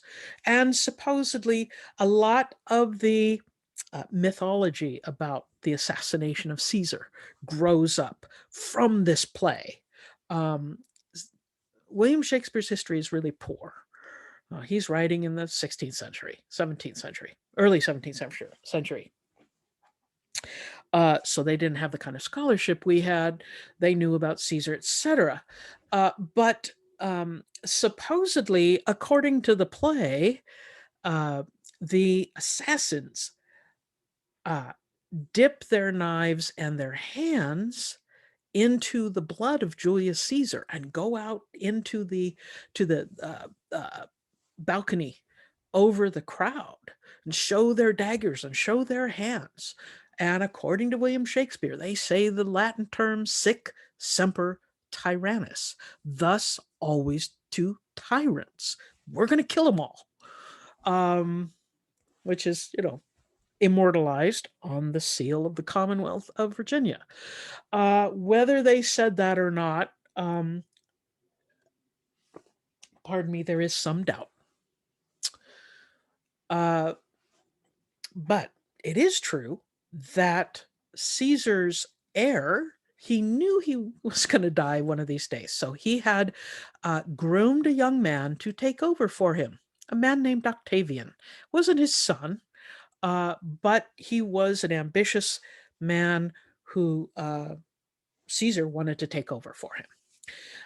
Octavian is now determined to get rid of the conspirators who killed Julius Caesar, put him in office. And so Octavian joins forces and creates the second triumvirate. He joins with one man named Mark Antony and another named Marcus Lepidus. And they go on a hunt for the conspiracy. And it turns out that anyone who had written or spoken publicly positively about the Republic is going to be suspect and is going to be executed by Octavian. And Mark Antony and Octavian and Marcus Lepidus chase the conspirators, two men. The heads of them were two men named Brutus and Cassius. Chase them, hunt them down, and both the men commit suicide, but their armies are destroyed. Lepidus passes out of history soon after this, but there is quite a bit of tension between Mark Antony and Octavian. And so Octavian doesn't trust Mark Antony, and Mark Antony is pretty certain that eventually Octavian is going to have him killed as well. And so Mark Antony runs away to Egypt, where he falls in love with the Pharaoh of Egypt, who at this moment happens to be a woman named Cleopatra. She's officially Cleopatra the Seventh, one of the Ptolemies. And she and Mark Antony have children, and he stays there for quite some time. But Octavian is worried that the Egyptians might come and attack him, so he sends a fleet and an army to Actium, where Mark Antony and the Egyptian army fight against Octavian and the Roman army. Octavian wins, and this is in 31 BCE. This is the end of Egypt as its own truly independent kingdom. We started talking about it the first day of class. This is the end of it. Still be Egypt. There will still be Egyptians, but it will turn into part of Rome, an occupied territory of Rome. So Octavian comes back to Rome, having gotten rid of all of his enemies. And he will basically be the new dictator, although he won't use the term. He is called not dictator, but princeps, or first citizen. They grant him, because of his victory at the Battle of Actium, the nomen Augustus. So he is known as Octavian Augustus, or worthy of honor, or Octavian Augustus Caesar, or Caesar Augustus. And he becomes officially, although they never call him that, the Emperor of Rome. He leaves all of the structures in place. The Senate's still in place. Everything is still in place. It's just that he is the first citizen and he makes all the decisions. He controlled the army, and he determined all government policy. He was the emperor. It's just never called that. This is his statue. It's just amazing breastplate and statue, holding a rod that symbolized his power through justice, not through the sword. So, and he's got kind of a modified toga there. So, now we're heading into a completely different part of Roman history. We are no longer the Roman Republic. We are the Roman Empire. Now, Caesar Augustus, is going to do all sorts of accomplishments. He is going to fix the coinage system so that it's unified. He's going to put in public services like firemen and other things. He is going to appoint tax collectors. Up to this moment, taxes had been collected in a methodology known as tax farming, just like the word farming, tax farming, in which if you wanted to be a tax collector, you got the office by bidding on it. And then it was your job to collect taxes. And you had to collect so much in taxes, and you went around and got the money. It was a license to commit all sorts of fraud, take money off the top, charge too much in tax, break some knees if people weren't going to pay their taxes. It was an awful system, and everyone complained about it. However, Octavian comes in and says, no, we're going to pay our tax collectors, no more tax farming. He also has actually several census to count everybody in the Roman Empire.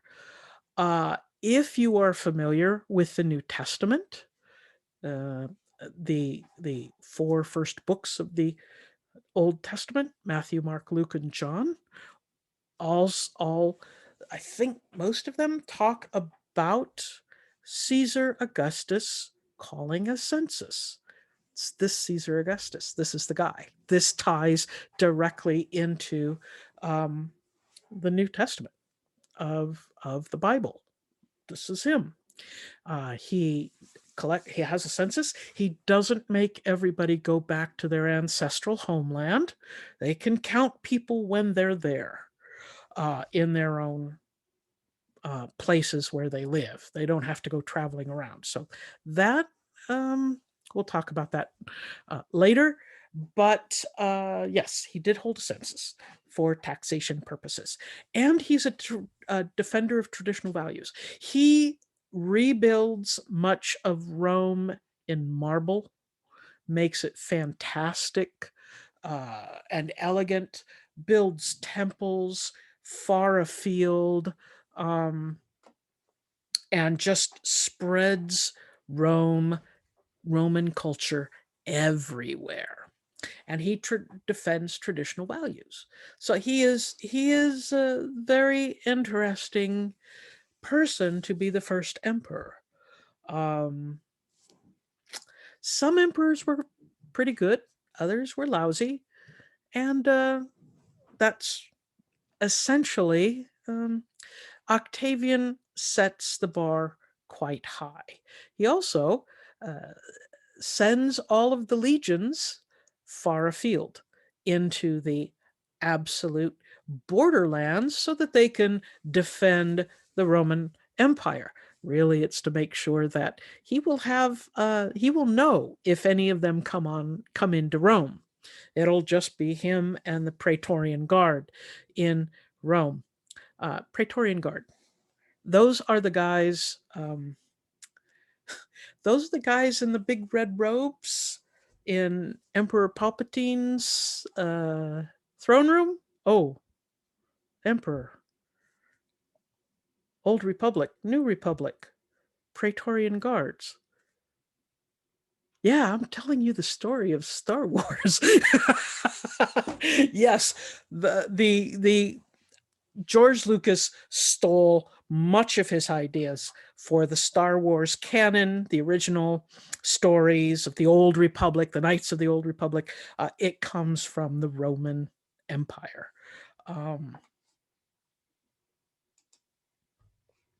Although they dress like Nazis, but that's a different issue.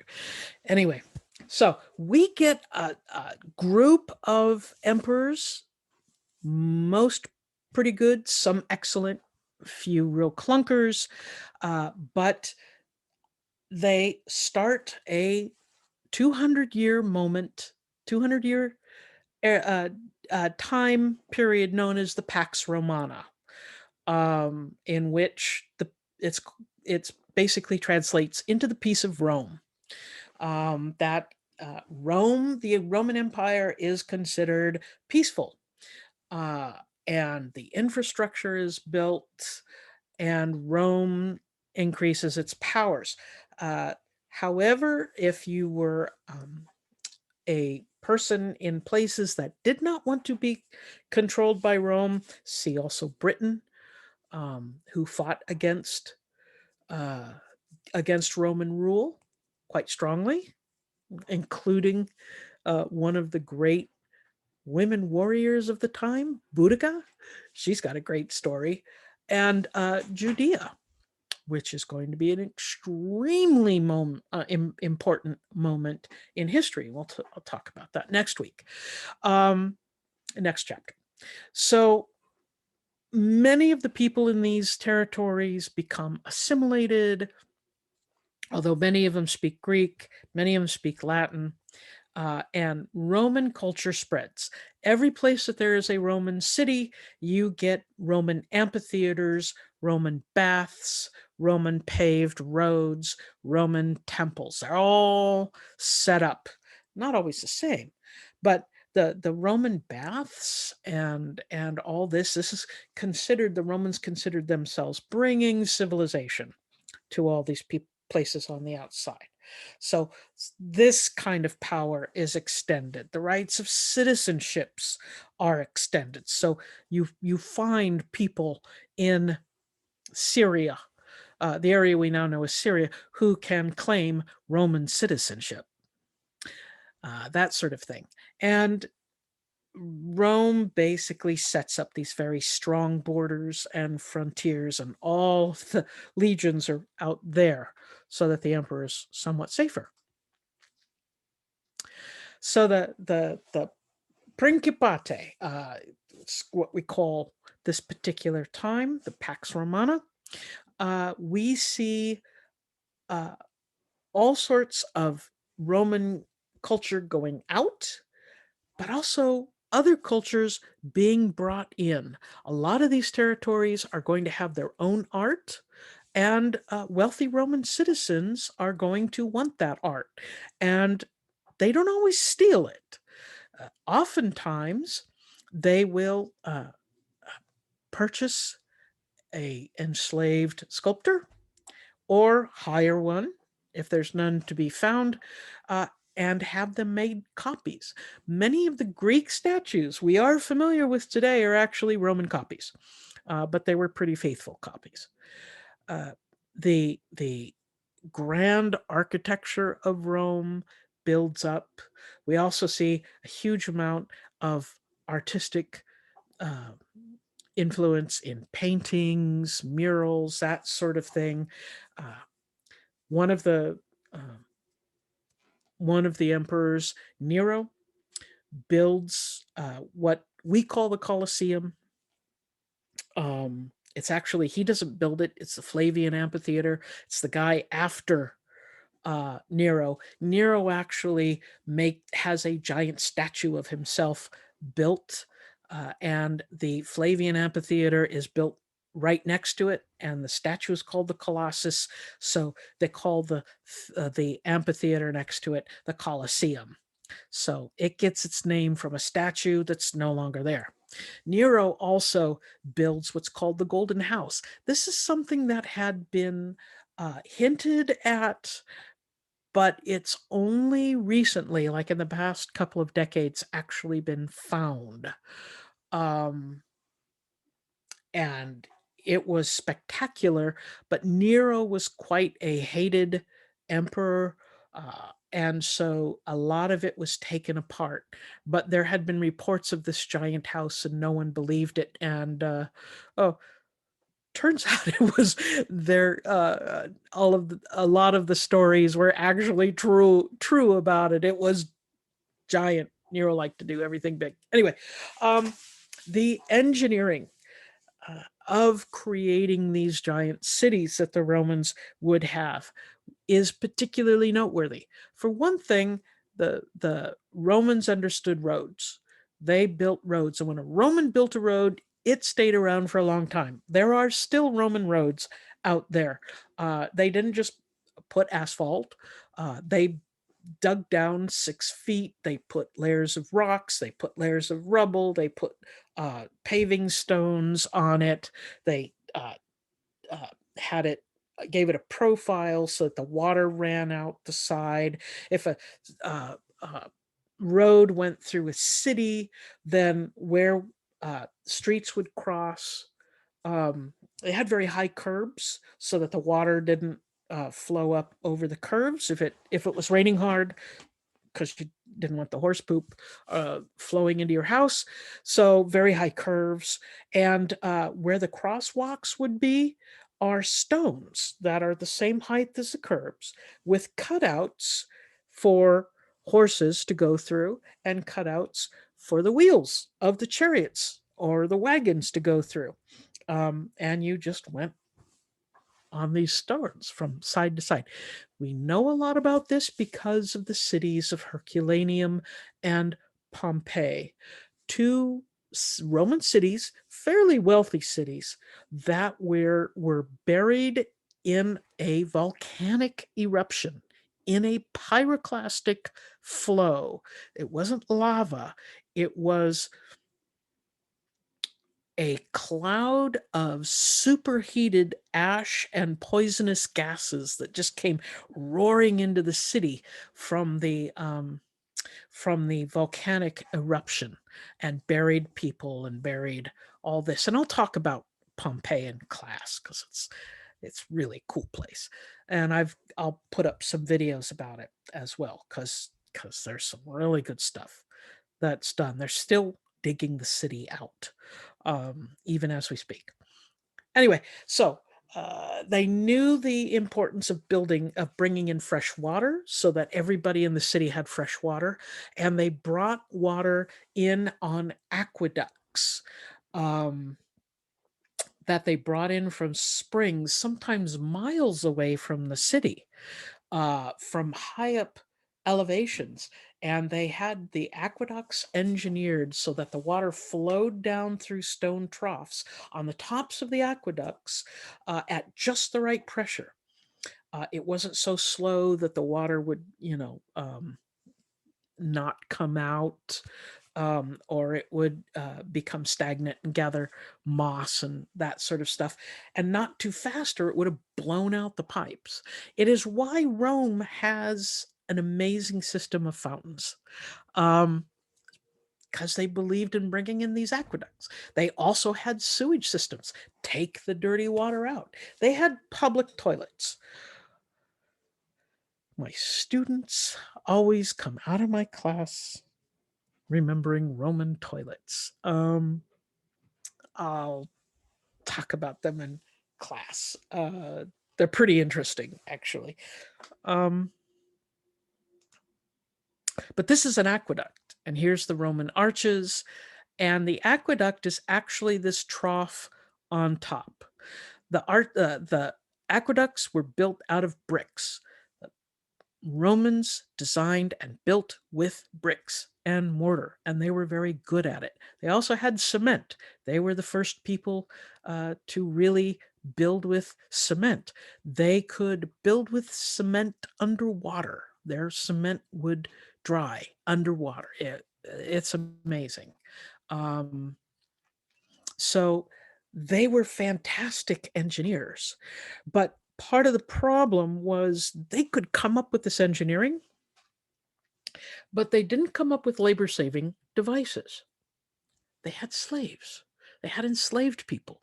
Why have labor-saving devices when you want to keep your slaves busy? Because if they're not busy, they're going to revolt.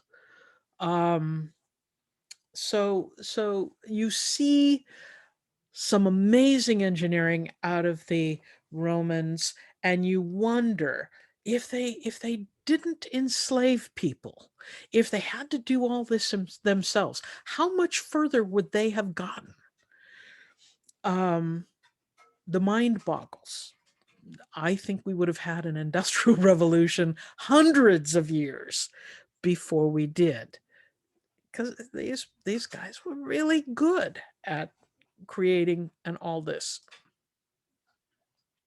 So the Roman Empire at its greatest, this whole pink area, completely surrounding the Mediterranean. They had ships that managed it, but a lot of their barriers were still water. They still kind of kept that water, but they had Egypt, they had Mesopotamia, they had all of Anatolia, the areas we now think of: Romania, Bulgaria, Greece, Macedonia, the Balkan Peninsula, and all the way up to Britain. They will, in fact, go all the way up to what is essentially the border between England and Scotland. by the time the legions got to Scotland, they came up against the crazy uh, uh, warriors known as the Picts, Picts, and they said, these guys are even crazy for us. And they just built a wall called Hadrian's Wall. Hadrian was the emperor that built the wall. They just built a wall, put fortresses on it, and said, you guys stay on that side. We'll stay on our side. Leave us alone. Actually, the Hadrian's Wall is uh, kind of the inspiration for George R. Martin's Game of Thrones and the North Wall that is always manned and always afraid that something's going to come out of that cold area. Same sort of idea as Hadrian's Wall. So I know this has been a long one. I appreciate you sitting through it. I hope that Rome isn't too confusing. There's a lot to unpack. I have scraped the surface. It's important to know they were a contemporary of Greece. They were a contemporary of Egypt during that early Iron Age. And they are going to be responsible for the downfall of those two places and turn everything into the Roman Empire. So there's a huge amount of research, a huge amount of writing about Rome, much of it by Romans, a lot of it by their enemies too. And so the idea of Rome and the Roman Empire still affects us today. Still affects us in terms of how our government is formed, still affects us in terms of the idea of empire. Because the Romans set the example of how to run a giant empire. That's going to be copied many times over. And Rome is ancient itself. It started around 8th century BCE. It will still be Rome for, well, that's something we have to argue about coming up in the next couple of chapters, because there are some places that still consider themselves the heirs to Rome. So today, so definitely it has a unique place in world history. So thank you very much. I look forward to discussing this with you in class the next time we meet. Take care, everyone.